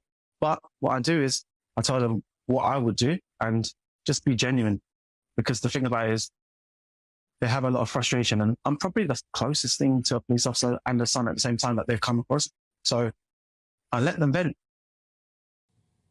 He lets them vent. Well, is this the right way to approach communities that are distrustful of the police, or is this giving validation to that distrust? Well, joining us now is our reporter Charlie Peters, who's uncovered this footage. What's going on here? Well, Tom, this is coming from Met Connected, one of the outreach teams that deals with supporting recruitment into the Metropolitan Police. The force has a significant issue in its eyes with the underrepresentation of ethnic minorities within its ranks. At the latest figures released at the end of February, some 74% of all Met officers come from white British backgrounds, which is a significant overrepresentation from the 36% for the wider London white British population. And this footage has been revealed a year after the KC review into the Met Police, which was sparked after the murder of Sarah Everard, said that the force was institutionally racist. Now, the Met has been keen to deny that institutional and systemic claim, but at the same time, we have here footage from diversity officers and outreach officers essentially reaffirming that claim made by Baroness Louise Casey last year.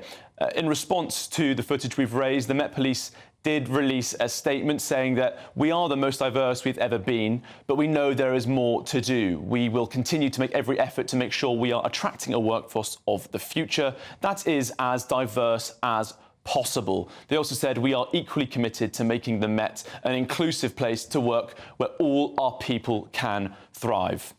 Thank you very much indeed, Charlie Peters. Great report. We'll be back in just one tick with more on all sorts, including mental health. A brighter outlook with Box Solar, sponsors of weather on GB News. Hello, welcome to your latest weather update from the Met Office for GB News. Bit of a north-south split today. Rain moving across Scotland and Northern Ireland. Most of England and Wales dry. Low pressure hitting Iceland, and these weather fronts coming from that low pressure providing the cloud and the outbreaks of rain. That rain fairly patchy over northern England, but some showery rain across Lincolnshire and Yorkshire, and a fairly damp afternoon through northern Cumbria. Certainly soggy for a good part of Northern Ireland, central and southern Scotland, but the far northwest does turn brighter. But it is very blustery here. Much of the south of the UK, yes, a bit misty and murky first thing, but brightening up this afternoon, and where we see a bit of sunshine, very mild again. 16, 17, perhaps even 18 Celsius. The rain, though, is going to trickle south, clearing from Northern Ireland and southern Scotland this evening, spreading into northwest England, then into Wales. So turning damp here, much of the south still mostly dry through the night, turning windy everywhere, particularly across the far north. A very blustery night here with the showers coming in. They'll fall as snow over the tops of the hills, and it will turn colder here. Another fairly mild night in the south.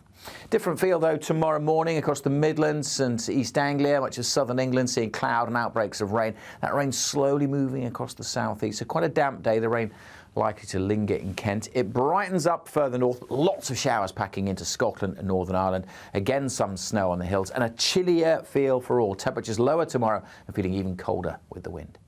That warm feeling inside from Boxed Boilers, sponsors of weather on GB News.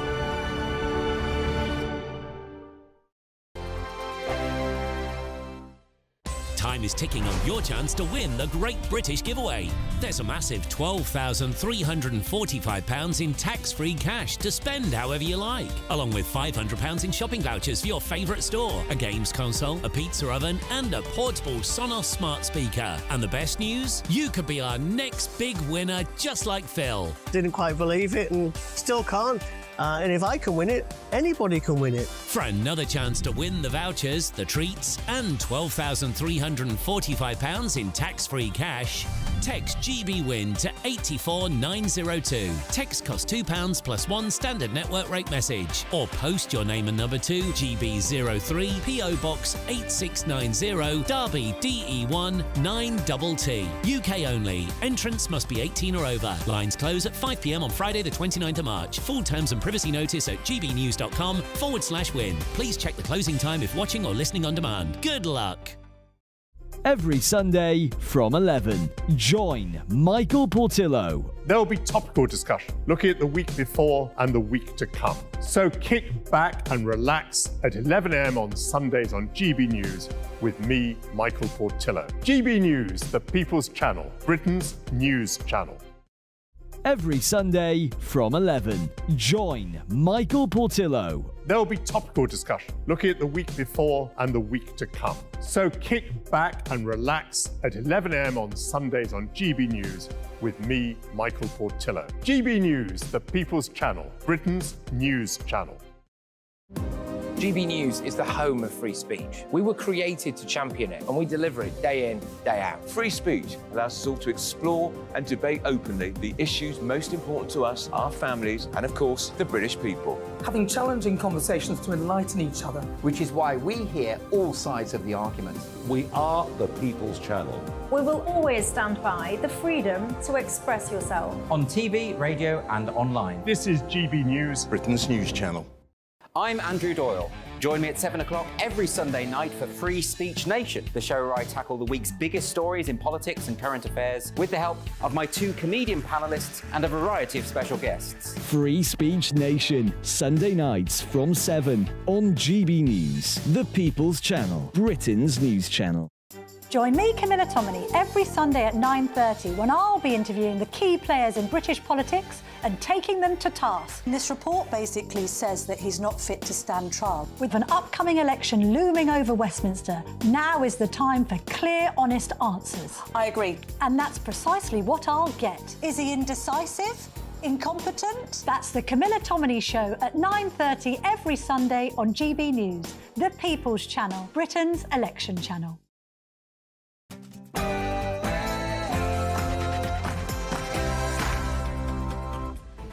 Good afternoon, Britain. It's 2 o'clock on Thursday, the 21st of March. A record day on the Channel. 514 migrants crossed the English Channel in 10 small boats yesterday. The busiest day of migrant arrivals so far this year.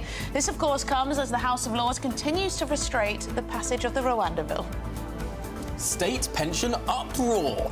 Thousands of women stand affected as the Department for Work and Pensions are accused of a failure to inform a change to the state pension age, the so-called WASPI issue. And Met Police diversity row. In a GB News exclusive, we hear that potential recruits for the police force are being warned that black women have to work much harder than their white colleagues. Curious.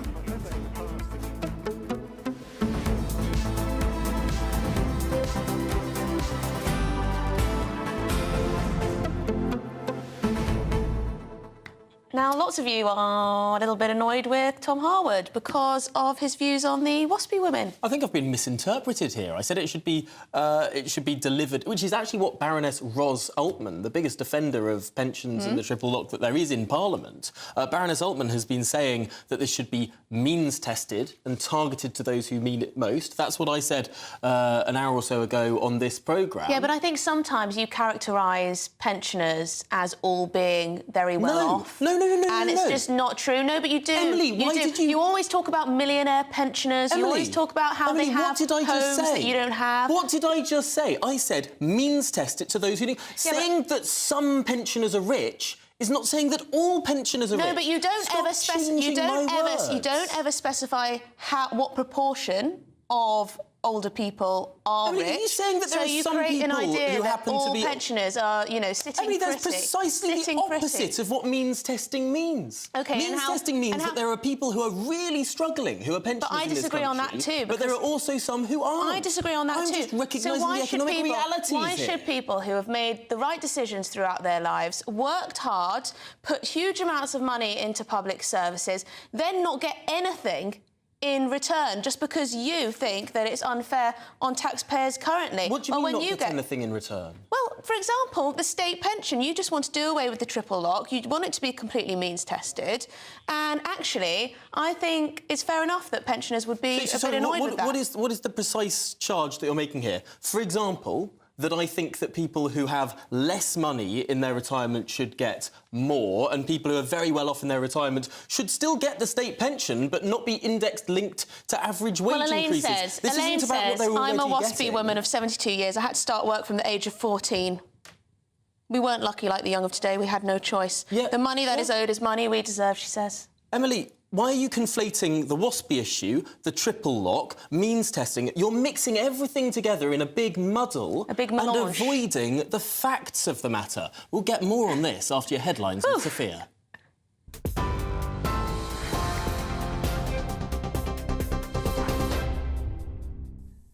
Thanks, Tom. Good afternoon. It's 2:03. I'm Sophia Wensler in the GB newsroom. Your top story this hour, the Bank of England has held the interest rate at 5.25% for the 5th time in a row. Bank Governor Andrew Bailey said the economy is not yet at the point where rates can be lowered, but things are moving in the right direction. It comes after the inflation rate dropped faster than expected in February, hitting 3.4% during the month, the lowest for 2.5 years. Thousands of women may be owed compensation after a report found that the Department for Work and Pensions failed to adequately inform them that the state pension age was changing. The Parliamentary and Health Service Ombudsman looked at potential injustices resulting from the decision to raise the women's retirement age to bring it in line with men's in 2010. The Women Against State Pension Inequality campaign hoped to be awarded £10,000 in compensation, claiming that millions of women had suffered financially because they weren't warned about the changes. But the report has recommended payments below £3,000. Meanwhile, Shadow Secretary Yvette Cooper says it's important to take this report very seriously. I think this is a really important issue because many women across the country just feel like they had the goalpost moved from them at the time when they didn't know what was changing. And so that's why I think it's really important that we look at this report. I haven't seen it yet, but I know that people will be looking really seriously at it. Number 10 has said that it is dealing with a migration emergency after a record number of asylum seekers crossed the English Channel yesterday. 514 migrants were intercepted by Border Force, the highest number this year so far. And today, at least another 300 migrants have arrived across the Channel in 6 small boats. Meanwhile, a South Sudanese migrant has been jailed for piloting a dangerously overcrowded small boat as it made its way across the English Channel in August. 31-year-old Cholpan Maker was caught steering the vessel with 52 other migrants, many of whom were forced to sit on makeshift flooring. The Home Office has released a series of images taken by Border Force. The Work and Pension Secretary is warning that Britain's mental health culture has gone too far. Speaking as he unveiled plans to get 150,000 people back into a job, Mel Stride said that the benefits bill was being pushed up by a sharp increase in the number of people who are on long-term sickness. In an interview with the Telegraph newspaper, he suggested an increased public focus on talking about mental health had led to some people self-diagnosing conditions. It comes as the welfare bill is set to hit $100 billion this year. Shadow Work and Pensions Minister Alison McGovern says Labour has a plan. What needs to be addressed is to make sure that we have good work in this country that supports people's good mental health, as I just mentioned. And alongside that, we need a mental health system as part of our NHS that can really help people. You know, if you're a child or a young person needing mental health support, the waiting list can be years long, and that's not good enough. So we need Labour's plan to support our health service, including mental health support, with 8,500 extra mental health workers, so that we can improve that quality of service for people. That's Labour's plan. In other news, 3 staff members from the London clinic are being investigated over allegations that they tried to access the Princess of Wales medical files. The individuals could face prosecution under the data protection laws and also could be sued for damages by Catherine. It's understood the King's medical records were not compromised when he was treated at the same hospital for an enlarged prostate. The London clinic has promised investigatory, regulatory and disciplinary steps will be taken. And it's bad news for chocolate lovers, as some Easter eggs are at least 50% more expensive this year. Researchers are blaming climate change for the increase after dry weather in West Africa led to a spike in global cocoa prices. Brands including Maltesers, Lindt and Cadbury cost at least 50% more than a year ago, while others have shrunk in size, and that's according to Which. And for the latest stories, sign up to GB News Alerts by scanning the QR code on your screen or go to gbnews.com/alerts. Now it's back to Tom and Emily.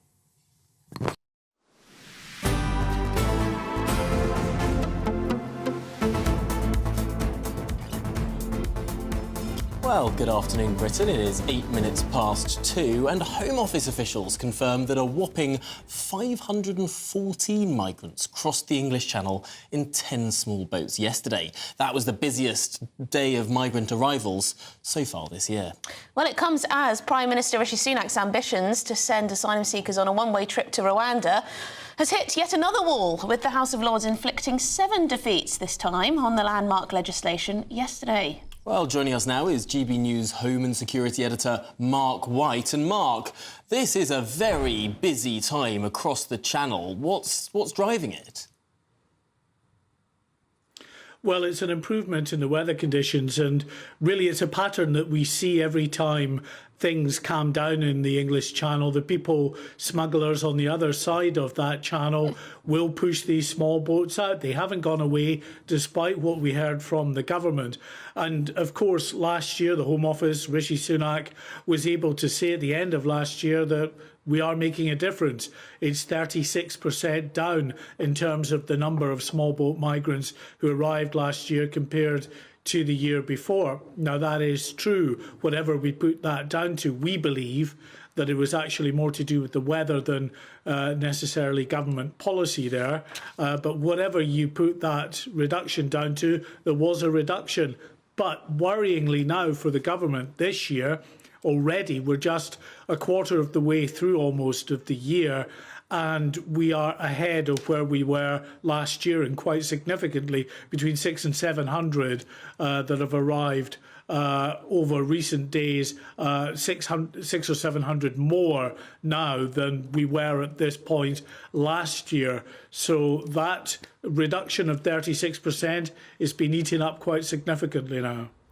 Mark, what's going on in the House of Commons? The government says, well, in the Houses of Parliament, the government says that the House of Lords are trying to frustrate this bill. The Lords have said, well, hang on, the government could hasten things by having this having the bill debated again and voted on before the Easter. What exactly is your interpretation of events? Who's holding what up? And do you suspect this bill will get through and planes will take off?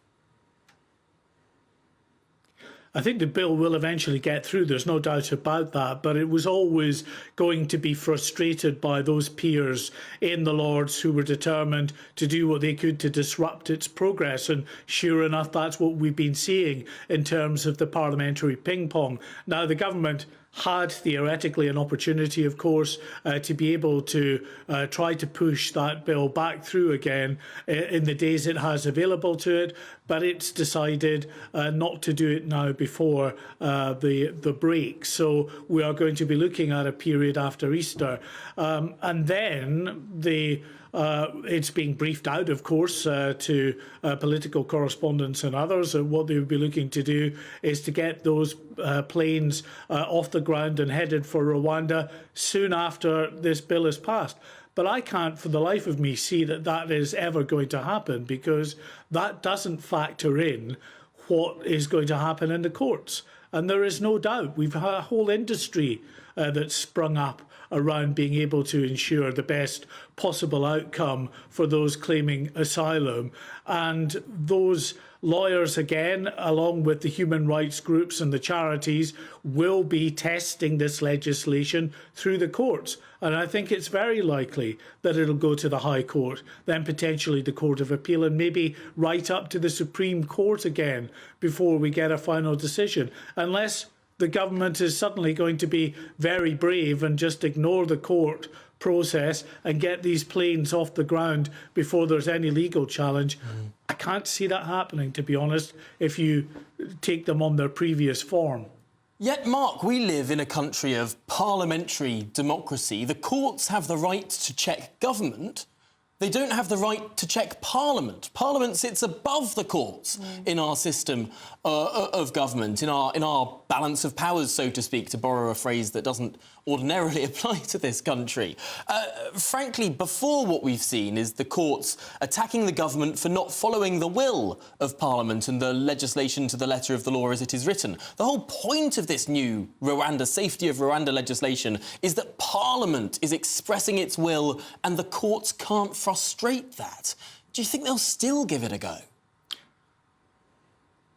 Yeah, absolutely. I think they'll give it a go. And what you have, of course, are lawyers at the Home Office and other government departments who will be very strongly advising the government that they should wait for the full process, the legislative process and the legal process, to run its course before just trying to run roughshod over one or the other. And that's why we've had now, frustratingly, 2 sets over 2 years of court procedures, then going back to Parliament, new bills being passed. And we're at that process again, where this bill will be passed in the coming weeks, but it's likely to be challenged in the courts again. And as I say, going back to my point here, will the government suddenly develop more of a backbone here and decide, look, we've passed the legislation, we're going to get these first planes off the ground. If it's decided later in the court that, we're, in error of the law or international law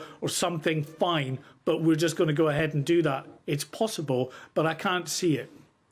Well, what's for sure is the House of Lords is only one obstacle in the government's way. Thank you very much indeed, Mark White, our Home and Security Editor, bringing us the very latest from the Channel and also from the passage of the Rwanda bill. Yeah, 2 related matters. Well, the Bank of England has announced that it will be holding the base rate for the 5th time, running at 5.25%. Well, it's good news for savers, but not for mortgage owners as they continue to face sky-high borrowing rates. We wanted to know how this decision impacts people right across the country, and our Yorkshire and Humber reporter, Anna Riley, is in Hull, and she can join us now. Anna, what have people been saying in Hull? Good afternoon. Yes, well, that decision to hold the interest rate at 5.25% is positive for savers if you've got money in your bank account that you want that interest on, but maybe not so much if you're a homeowner with a mortgage or you're a first-time buyer trying to get onto the property ladder. The decision means the cost of borrowing stays at its highest level for 16 years. We know that the Bank of England's been keeping interest rates high to try and stop the surge that we've seen in sharply rising prices. Andrew Bailey's the head of the Bank of England. He said it's not yet time to cut rates, but that things are moving in the right direction. We know that interest rates are the Bank of England's key tool to tackling inflation, which is the increase in the price of something over time. Inflation in the UK peaked in October 2022. It began to fall last year. It's now at 3.1%. 3.4%, but there's a target to get that level of inflation down to 2%. A spokesperson from the Prime Minister's spoken out today about that inflation rate and also the interest rate holding, saying with inflation dropping to 3.4%, wages rising, mortgage rates starting to fall, there's a clear sign that the economy has turned a corner after the shocks of the last few years. But like you say, what do the British public actually think to that? Well, I've been out in Hull this afternoon getting people's reactions to that interest rate remaining the same at 5.25%, and this is what they've had to say. Me personally, it doesn't mean too much because I've got a private pension as well as an old age pension, but it concerns me about the elderly who are just on old age pensions because that affects them quite a lot, and young families as well, you know, particularly single parents, and people on mortgages as well in particular. It's not really, you don't really get much if you think about it. If you look in your bank and you look at it, it's not really that much because you've got your bills to pay. And if you've got like debts or anything to pay, that's just then going to go, so you're not going to see it in the benefit. Well, it's better because I've got a savings account, so that'll go up, but otherwise it's just rubbish, isn't it? Really. So the majority of people that I'm speaking to here saying that they still feeling the pinch of the cost of living and that they don't feel that prices are going to be dropping for them anytime soon, but certainly the health of the economy will be certainly in the spotlight for people like who I've spoken to today and for voters across Britain in that upcoming election that should be announced in the coming months. Certainly I'm sure that the economy and how much people have got in their savings accounts as well as whether they can get a mortgage on the property ladder will be something that they've got to consider when they go to the ballot box. Well, Anna Riley, thank you very much for bringing us all of that and those views from Hull. Really interesting stuff. Yeah, good stuff. Sally Mitchell, who is a mortgage advisor and broker, joins us now to discuss how this will be impacting people with mortgages or perhaps looking to get on the housing ladder. With first-time buyers, are people waiting? Are they stalling in the hope that perhaps interest rates may come down in the coming months? We've actually seen quite an uptick in the amount of first-time buyers making inquiries in the last few months, certainly since January. And with first-time buyers, excuse me, what's interesting is that they often don't have the memory that perhaps someone like I do or have had of really, really low rates. They've never experienced them. They've heard about them, but they've never actually had the benefit of them. So to them, as long as the affordability stacks up, they're not too hung up on whether it's a rate with a 4 or a 5 or a 3 in front of it. They just want to know that the house or flat that they want to buy is affordable, and then just get on with it. And I suppose this demarks the real issue here. It's not so much potentially the rate at the end of the day. I mean, ultimately, we saw very much higher rates in the past than 5.25%. I'm talking 30 years ago odd. But it's the difference, the rate of change from one rate to another that can really affect people and really have people on the hook. If people borrowed at sort of 0.5% interest rates and then saw them shoot up to 5.25, that's changed things way more than, for example, an interest rate of 6% going to 8%. Yeah, and a lot of clients, I mean, most clients I speak to, the average that they are seeing their remortgage go up by every month is about £350, £400. And that's an awful lot of money to try and find, especially when everything else is squeezed so hard with the cost of living crisis that we're still in. It's really, really tough for them. Well, Sally Mitchell, thank you very much for bringing us really the mood of those getting mortgages at the moment and just how tough it is for some, but not so much for others. Interesting stuff. Yes, thank you very much indeed. And lots of you have been getting in touch about the WASPI women and pensions in general, actually. Yes. Whether it should be means tested, the triple lock. Right, but crucially, what does that mean? Does means testing the triple lock mean that some people who are wealthy don't get any state pension at all? No. Means testing the triple lock means but the rate at which it increases. You'd means test the whole thing. That would be politically impossible. Well, we'll get to some of the views from her because people do have a lot to say about this, but we're going to take a quick break and then come back with those.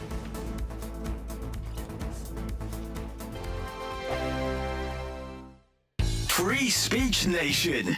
Sunday nights from 7 p.m. Our first question comes from Elliot. Elliot, hello. Is Canada now an authoritarian state? Elliot, I think it's been an authoritarian state for a while. I mean, under Trudeau, this is a new thing now, and this is coming from the Justice Minister, who has Arif Virani, and he has defended this new power for their online harms bill. That sounds familiar. We've got something quite similar. And they're saying they can now impose house arrest on someone who they think might commit a hate crime in the future, right? That's scary stuff, isn't it? There's obviously a very dark side to this, because you can't, or in my opinion, you shouldn't be able to imprison somebody before they've done anything. Right. Well, it is Canada, and I know you in this country, you kind of respect Canada as a country. America didn't even know it was a country until recently, and I think that's what they're trying to do. They're trying to show themselves to be different than America. I think America has a responsibility to invade. You know what? I do. You know, you're kidding, but it may come down to this, or this may just be yeah, maybe. Well, I just think it's ridiculous that the idea of arresting someone... I mean, our government's bad enough, and the Scottish government's out of control, the Irish government's out of control. They're all talking about... I mean, the Irish government's got a new hate crimes bill where they're talking about they can seize your phone if they suspect you might have some material that could potentially stir up hatred. I mean, for God's sake, what does that mean? Your phone's full of that kind of thing. Well, the government knows that. Yeah. But you're right. But it has to do with the bigger picture, which is Canada has sucked itself in on the big team world. Sorry, I'm going to say it. It's big team world. And what they're doing, this is not even a free speech issue. This is just about silencing dissent against the Canadian government. It has nothing to do with openness and talk, whatever. It's like saying, we don't want these people to spread their opinions. Dangerous opinions. That's what speech codes and hate speech laws always do. Your weekend starts here with Friday Night Live with me, Mark Dolan, 8 till 9 on GB News. Big stories, big guests and big laughs as we get you ready for a cracking weekend. That's Friday Night Live with Mark Dolan. Fridays 8 till 9 on GB News. Bring your own drinks. The admission's free. Join us every night on GB News at 11 p.m. for Headliners, which is 3 top comedians going through the next day's news stories, which is exactly what you need, because when the establishment has gone crazy, you need some craziness to make sense of it. So join us 11 p.m. every night on GB News, the People's Channel, Britain's news channel. Every Sunday from 11, join Michael Portillo. There will be topical discussion, looking at the week before and the week to come. So kick back and relax at 11 a.m. on Sundays on GB News with me, Michael Portillo. GB News, the People's Channel, Britain's news channel.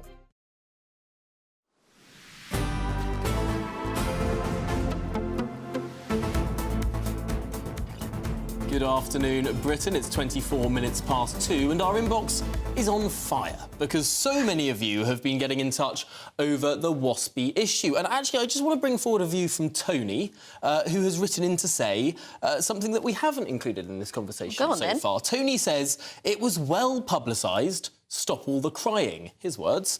He says the Pensions Act 1995 provided for this change.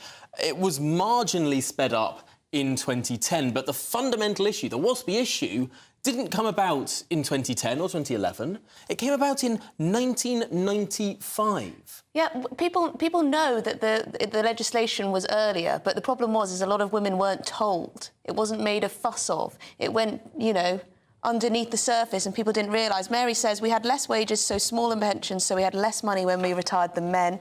Thousands of pounds different than the men. It's not just working longer. Women's wages were much lower to be equivalent to men's pensions. We need this money to help us in retirement, she says. But Beverly, who's a WASPI woman, has written in saying, were the WASPI women living under a stone? I am one of the women who was affected by this change. My peers and I were fully aware of the changes. It was widely discussed on TV, radio and in the newspapers as soon as the decision was made. We weren't happy at the time, but we recognised that it was fair. It's wrong to spend billions in this way. I'd rather the post office people who suffered so much were reimbursed. Well, Susan says, I worked from the age of 15, hardly any sick days off. The contract with the government was that I would have my pension at age 60. I received no notice of it being increased to 66. So at age 60, I had to go cleaning 3 times a day to earn money to replace my promised pension.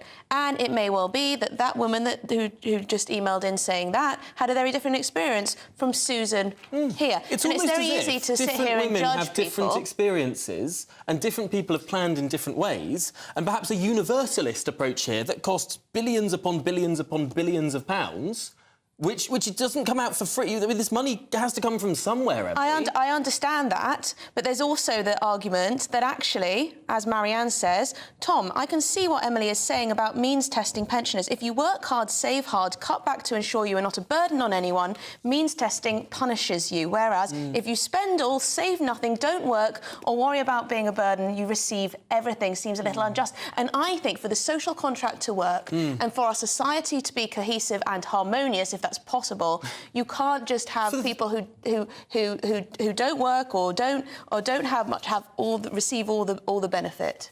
Well, now you're arguing against people. You're saying that people should have, to some extent, have looked in 1995 when the change happened. But fundamentally, it's not just WASPI women who've been screwed over since the financial crisis. We have a 70-year high tax burden.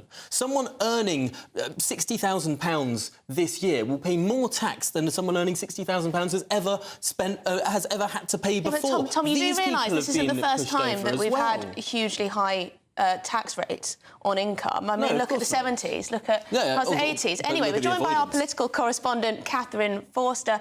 Catherine, where has this got to with relation to the government? What is their response?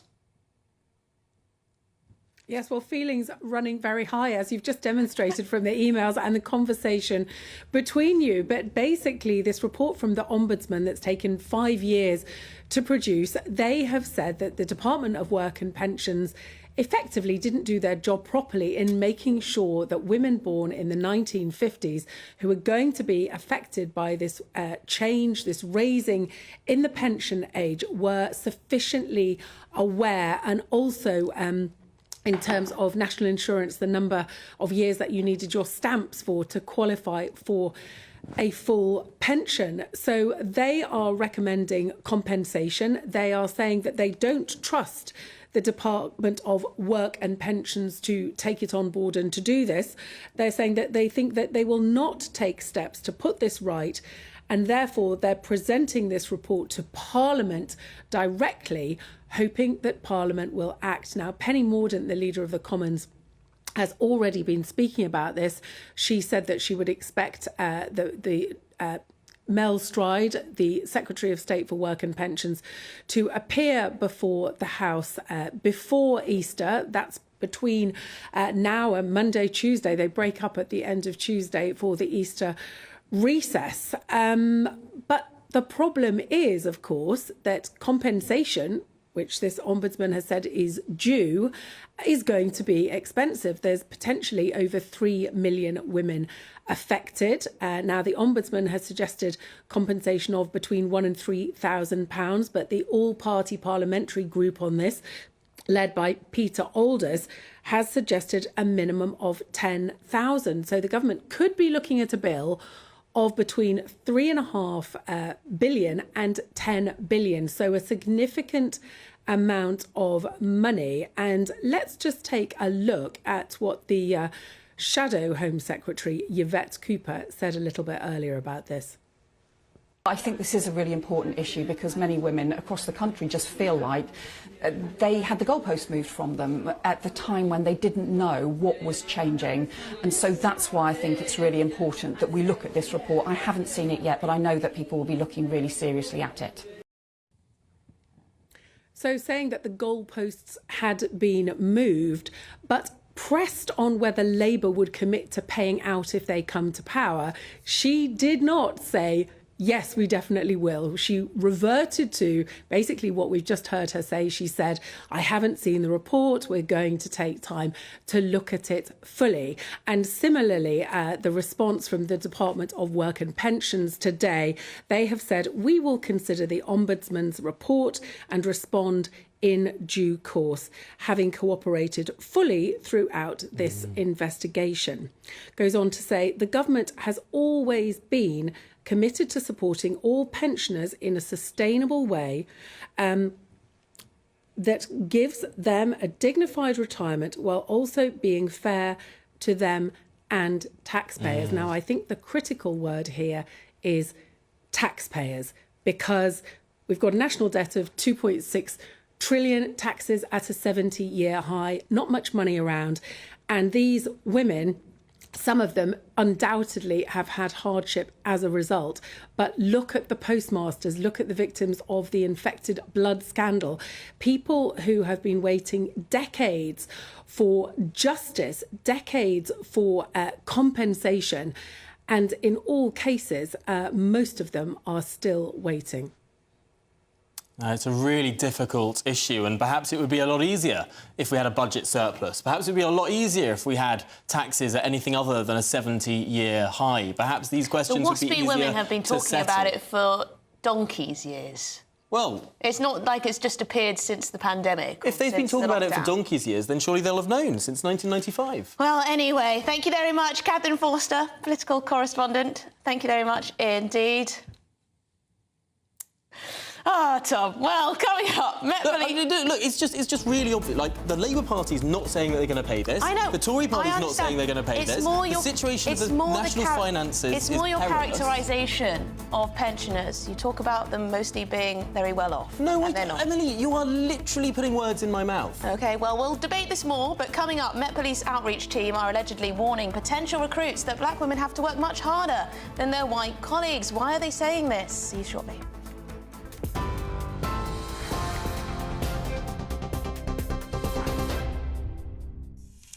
The headlines this hour. The Bank of England has held the interest rate at 5.25% for the fifth time in a row. The bank's governor, Andrew Bailey, said the economy isn't yet at the point where rates can be lowered, but said things are moving in the right direction. It comes after the inflation rate dropped faster than expected in February, hitting 3.4% during the month, the lowest for 2.5 years. Number 10 has said today it's dealing with a migration emergency after a record number of asylum seekers crossed the English Channel yesterday.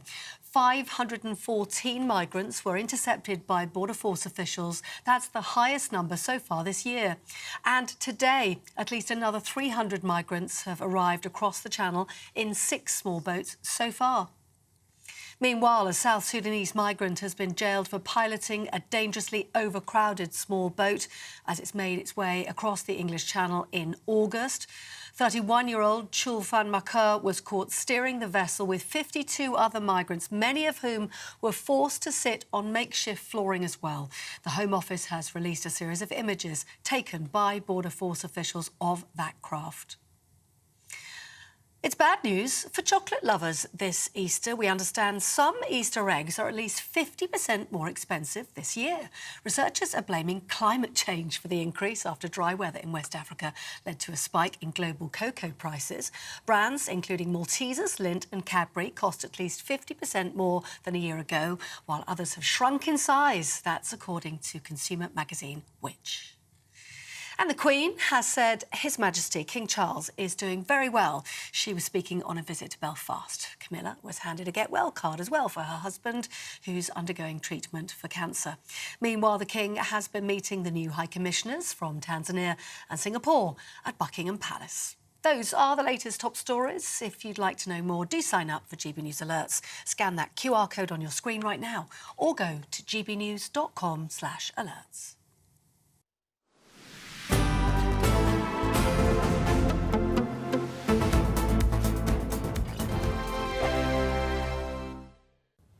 Afternoon. Welcome to your latest weather update from the Met Office for GB News. It is going to turn colder, certainly feeling much fresher tomorrow. There'll be some sunshine around, but there will still be some blustery showers.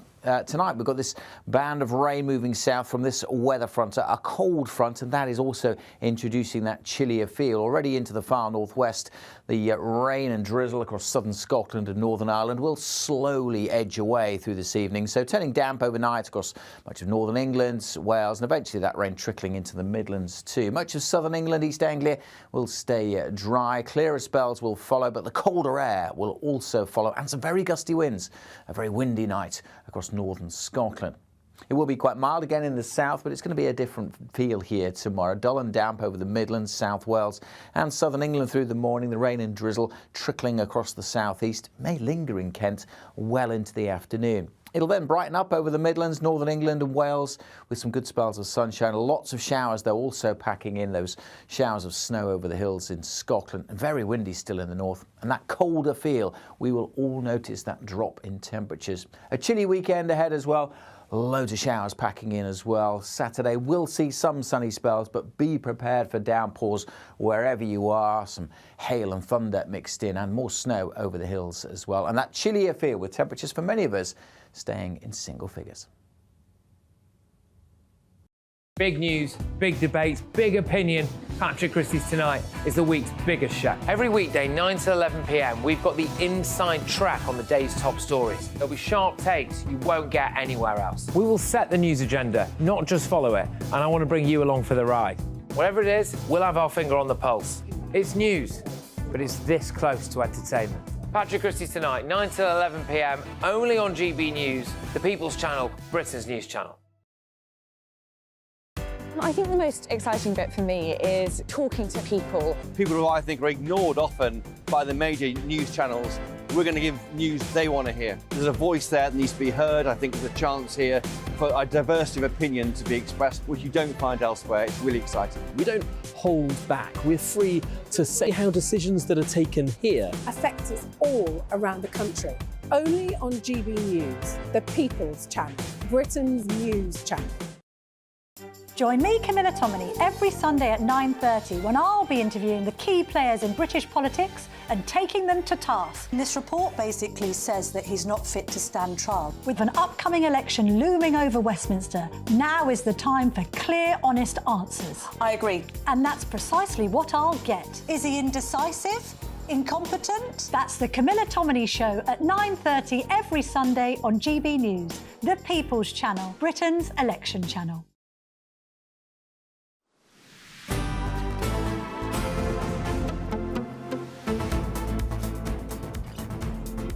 Good afternoon, Britain. It's 37 minutes past 2, and the Metropolitan Police is being branded as embarrassing after footage emerged of its outreach teams telling prospective recruits that black women have to work much harder than white colleagues. Being a woman in today's world and being a black woman does have an extra layer of complexity, however, and struggle, and means that often at times I have to work much harder to be seen, to be heard, and to receive the same level of equality as my white female counterparts. Right, well, the outreach team also featured footage of an officer saying that he didn't want to, in quote, invalidate ethnic minorities who were racially abusive to him while on duty. When I joined and black people in the public were racially abusive to me, absolutely hated my existence. It took me about 5 months till one of them said, "Do you know the history of the area that you're working in and the organisation that you're working for?" And I said, "No." He said, "Go read this and watch this." So I did that. Ever since that, the ability to resonate with people, it's been untold. For example, being at a crime scene and they come and they insult you, you know that's not personal. I've learned that it's not personal, but I'm not going to invalidate them and say, "No, that wasn't me." It wasn't me. Things that happened before I was born. Well, this was all being said under the hashtag Embrace Equity. Equity. But joining us now is the barrister Stephen Barrett, who has some views on the word equity, saying that Marxists have taken this word and applied it in a completely different context to the one in which it belongs. Stephen, what are you getting at here? Well, you know, Tom, I'm a lawyer, so definitions matter to me. And I tweeted the word Marxist. I could have just said the American far left, but I don't think that the far left are contained in America anymore. And I think that they are internationalist hard left. And therefore, the term Marxist is the quickest way and the cheapest use of characters. Characters are limited on Twitter, so the most efficient way to describe them is as Marxist. And in America, they're using the word equity to mean equality of outcome, which is, of course, a communist principle. That's what they believe in. That's their political philosophy, upon which I'm completely neutral.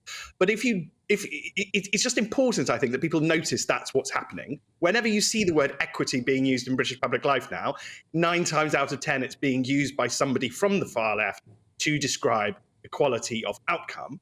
And that's really unfortunate if, like me, you are a chancery lawyer. Because the word equity in this country has had a very specific meaning for about 900 years. And it means a type of our law that we practice. And it used to be, Tom, that the courts, until I think 1873, the courts of chancery, where equity was practiced, were in Westminster Hall. So they're in that beautiful building that many of us visit and go through, and I'm sure you two both do. So what word, Stephen? What word do you think they should be using? What do you think they actually mean, if not equity? And also, are you really neutral on the idea of equality of outcome? I mean, that's quite an extreme position, equality of outcome. Essentially, what that would mean massive redistribution of wealth. That would mean probably seizing property. Well, it's physically impossible. And it's physically impossible. How do you, if people are different, how do you have exactly the same, everyone doing exactly the same thing, experiencing exactly the same life? Well, I think on the definition point, so the first question, I think they should just use equality of outcome, because that's what they mean. Equity has a specific meaning in law here. It also is the word of an actors' union. So we have long settled traditions. And I think what's going on is that a lot of these activists, because they are very internationalist, they import the USA into Britain. And actually, I have to point out on quite a lot of occasions, we are a different system to the United States of America. The one thing that irritates me constantly is the importing of this idea of the separation of powers, which we do not have. And I will not allow it to be imported into our jurisdiction until we actually have it. You can't just import it by saying it. But, we were talking about this earlier, Stephen, with regards to the Rwanda bill, of course, with people saying, how dare Parliament legislate something over the top of the courts? It's like, well, Parliament's sovereign. Of course Parliament takes precedence over the courts. That's our system.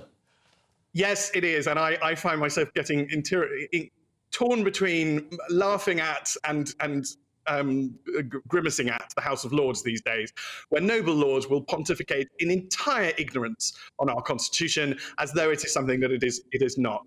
But as to Emily's second question, on equality of outcome, I have to remain neutral. As I appear in public as a lawyer, I am neutral on all politics, and I'm afraid that means I can't criticise even quite extreme politics. All of it is the same to me. If you want to fix British public life, you need to get everybody to understand the definition of what politics is. Most people don't even understand it now. Well, I guess equality of outcome, in our view, I suspect, is just simply an impossibility. Well, and also not a desirable outcome. I respect your neutrality on this issue, Stephen, but from my perspective, equality of outcome means why try? Why bother? Why create? Why grow? Why do? If at the end you won't see the fruits of your own labour, you won't have a society that is productive or growing. But back to this hashtag, because this does seem to be a symptom of a wider issue when it comes to perhaps even race relations in this country. The United Kingdom is perhaps one of the most successful multiracial societies in the world. It's actually remarkable how little it is remarked upon that our Prime Minister is from an ethnic minority. In the United States, they have a much harder time of integration and frankly, of race relations. Do you worry that hashtags like this, being used by the police in this country, are dragging over the sort of culture wars that we're seeing in the United States? Well, I think because of this international Marxism, that is what is happening. We are importing a lot of America's problems, and it's not just the police, but it is politicising quite a lot of our institutions, which have a history, by the way, of being non-political. Now, you are two of our leading journalists, and people come on your show and they say things like X is political. Whenever they say that, can you ask them to define what they mean? Because I don't think we understand it anymore, and we are importing a lot of America's wickedness. I mean, racism is a pernicious human evil. And when the Americans came here during the war, there were lovely, lovely instances. This is a political position where I'm against racism, but fine, I'm willing to go that far. But there were lovely instances where the British people refused to be racist in the way that America was, where they tried to ban black Americans from pubs, and we said no, we're not going to do that. And we absolutely stood in solidarity with them. So it's sort of annihilating our own history as well as importing a lot of foreign problems. Well, that does seem to be the way we're going. Well, but, hey. it's so true, though, because there are so many instances of history that people won't know about how we didn't have a segregated society in this country in the way way that America did. Indeed, when the Americans were fighting a war, when millions of Americans were fighting a war to keep slavery, we'd abolished it decades beforehand. But, you know, we forget these things. We forget these things. Stephen Barrett, thank you so much for talking us through this really important issue, and let's hope that we try and speak in our own language a little bit more in this country. Well, yes, when Black Lives Matter and the death of George Floyd and everything kicked off, people were talking about Britain as if we were exactly the same as America. It was utterly bizarre. Anyway, in response, a Met Police spokesperson said, "We are the most diverse we have ever been, but no, there is more to do. We will continue every effort to make sure we are attracting a workforce of the future that is as diverse as possible. We're equally committed to making the Met an inclusive place to work where all our people can thrive." Well, there you go. Yeah. But, it's just such a cookie-cutter response. As diverse as possible. But no, very, very interesting stuff. We will be back very, very shortly because there's something interesting going on with ice cream and being political. Should our ice cream be political?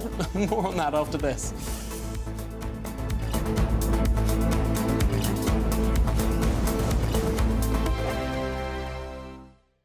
Mark Dolan Tonight. Weekends from 9 p.m. I've personally been very torn on whether Prince Harry should have full police protection when he's in the United Kingdom. On the one hand, why should taxpayers fork out for somebody that's left the country and the institution? He is no longer a working, serving royal. But I don't think it matters.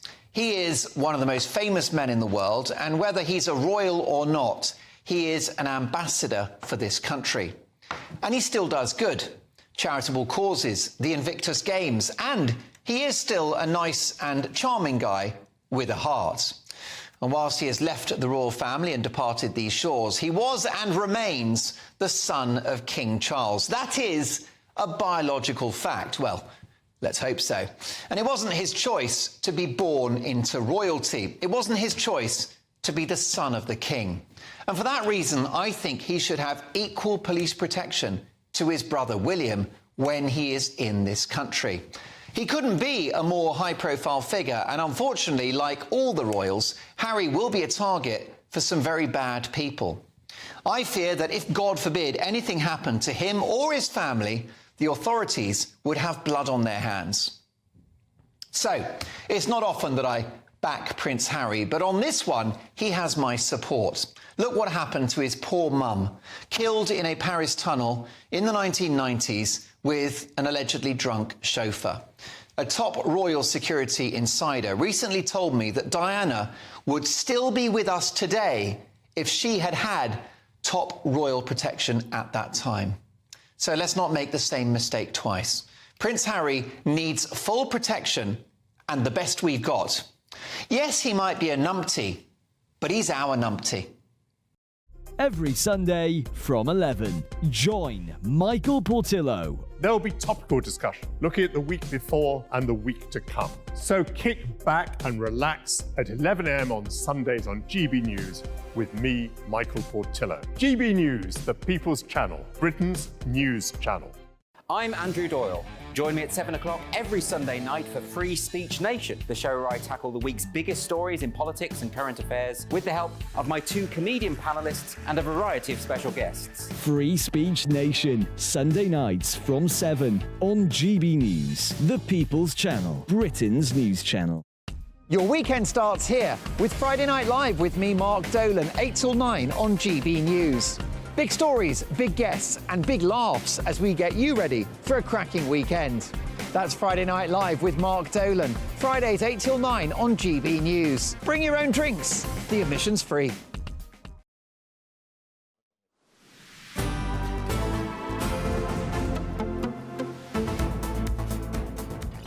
Right, it's coming up to 2:50 in the afternoon, and the ice cream giant Ben & Jerry's have vowed to continue on with their commitment to social activism despite a change in ownership. They champion causes like social justice and climate change. Very sure they champion against climate change rather than championing climate change. I think very few people actually champion climate change. Well, anyway, they've demanded a ceasefire in Gaza and advocated for LGBTQ rights as they continue to blend activism with their delicious ice cream. You know, their pinned tweet, so the tweet they're most proud of on their Twitter account is talking about the Rwanda plan. which is quite easy. So they have a lot to say about our immigration policy. So shall we talk to the director at the Sanctuary Foundation, Dr. Krish Kandia, about this? Krish, thank you very much indeed. Ben & Jerry's does come up quite often, maybe every few months, when they are extremely outspoken on policies ranging from immigration to climate change, as we've said. Why do you think Ben & Jerry's are doing this, and is it their place? Well, I'm very happy to be speaking about Ben & Jerry's on a sunny afternoon in Hertfordshire. I believe seeking justice, kindness, compassion is everyone's business. And so why shouldn't a company that's making delicious ice cream use some of that profit to make the world a better place? And they're not alone, actually. Our little charities received support from Jude's Ice Cream, which is a beautiful ice cream company. They even make a black ice cream for made out of coconut. They're trying to use 10% of their profits to help charities, to help the environment, to help refugees. And it's got a really long tradition, this kind of social activism from business. I was just remembering that the Wedgwood Company, there's a kind of middle of the road, trusted brand, if you like, but their founder, Josiah Wedgwood, used his skills in order to make badges, porcelain badges. But Krish, they're not all, you can't just say, oh, Ben & Jerry's are the morality police here, as if to say they're quite, they've got quite divisive opinions on policy and areas of policy. I believe they said something about how the United States was built on stolen indigenous land, and they've accused Joe Biden of fanning the flames of war in Ukraine, and they're demanding a ceasefire in Gaza. I mean, these are all very contentious things. They're not the arbiter of morality, are they, here? I don't think they're the arbiter of morality, but they're using their voice. And that's what politics is all about, isn't it? It's a democracy. Everyone has the chance to speak into our public life. I agree with a lot of the issues that they stand for. A ceasefire in Gaza would be fantastic, as long as we can also get those hostages freed at the same time. Fighting climate change is definitely something that's important. And I personally, I know you speak about this a lot, I think the Rwanda scheme is a terrible one. So businesses, individuals, they say it's racist. We use our freedom of speech to up for the good in the world. No, they have absolutely every right to have political positions. I just think a lot of people find it a little odd that pots of ice cream do. But Krish Kandia, that's all we have time for. Thank you so much go eat some for now, joining us. Really appreciate it. That's a good way of summing it up. Now, in a statement, Ben & Jerry's have said that the independent board ensures Ben & Jerry's remains on the vanguard of a variety of social issues, from Black Lives Matter to LGBT rights, and continues to drive its impact in supply chain through values-led sourcing and the day-to-day operations of the business. So there we are. Not sure that's always been the case, but hey, we can touch on that another time. That's all from us today. Thank you for watching us. Martin is up next. That's Martin Daubney, so we'll be with him now. Fantastic show, guys. As always, tough act to follow. What have I got today? They're calling it a migration emergency. An emergency, yet they're taking next week off work. What kind of emergency is that? If I had an emergency leak, I wouldn't wait for a plumber to sort it out for a week. Why are they dragging their heels? Are they just trolling us now? They're not even going to vote on this for another month. Is there any wonder Reform are surging 15% in the polls, nibbling at the heels of the Conservatives on 19? But we're going to dive into that data further and show there's actually a revolution going on across the Red Wall and the North. Miriam Cates MP will be on to discuss. We're seeing declining, plummeting birth rates in Great Britain. Is it time for a Conservative, family-based tax break initiative to encourage us to have more children? They did it in Italy, they did it in Japan, they did it in Hungary. Why not here in Britain? That's coming up 3 till 6. But first, it's time for your latest weather forecast. A brighter outlook with Box Solar, sponsors of weather on GB News. Hello, welcome to your latest weather update from the Met Office for GB News. Bit of a north-south split today. Rain moving across Scotland and Northern Ireland. Most of England and Wales dry. Low pressure hitting Iceland. And these weather fronts coming from that low pressure, providing the cloud and the outbreaks of rain. That rain fairly patchy over northern England, but some showery rain across Lincolnshire and Yorkshire, and a fairly damp afternoon through northern Cumbria. Certainly soggy for a good part of Northern Ireland, central and southern Scotland, but the far northwest does turn brighter but it is very blustery here. Much of the south of the UK, yes, a bit misty and murky first thing, but brightening up this afternoon, and where we see a bit of sunshine, very mild again. 16, 17, perhaps even 18 Celsius. The rain, though, is going to trickle south, clearing from Northern Ireland and southern Scotland this evening, spreading into northwest England, then into Wales. So turning damp here, much of the south still mostly dry through the night, turning windy everywhere, particularly across the far north. A very blustery night here with the showers coming in. They'll fall as snow over the tops of the hills, and it will turn colder here. Another fairly mild night in the south. Different feel, though, tomorrow morning across the Midlands and East Anglia, much of southern England, seeing cloud and outbreaks of rain. That rain slowly moving across the southeast. So quite a damp day. The rain likely to linger in Kent. It brightens up further north. Lots of showers packing into Scotland and Northern Ireland. Again, some snow on the hills and a chillier feel for all. Temperatures lower tomorrow and feeling even colder with the wind. That warm feeling inside. From Boxed Boilers, sponsors of weather on GB News.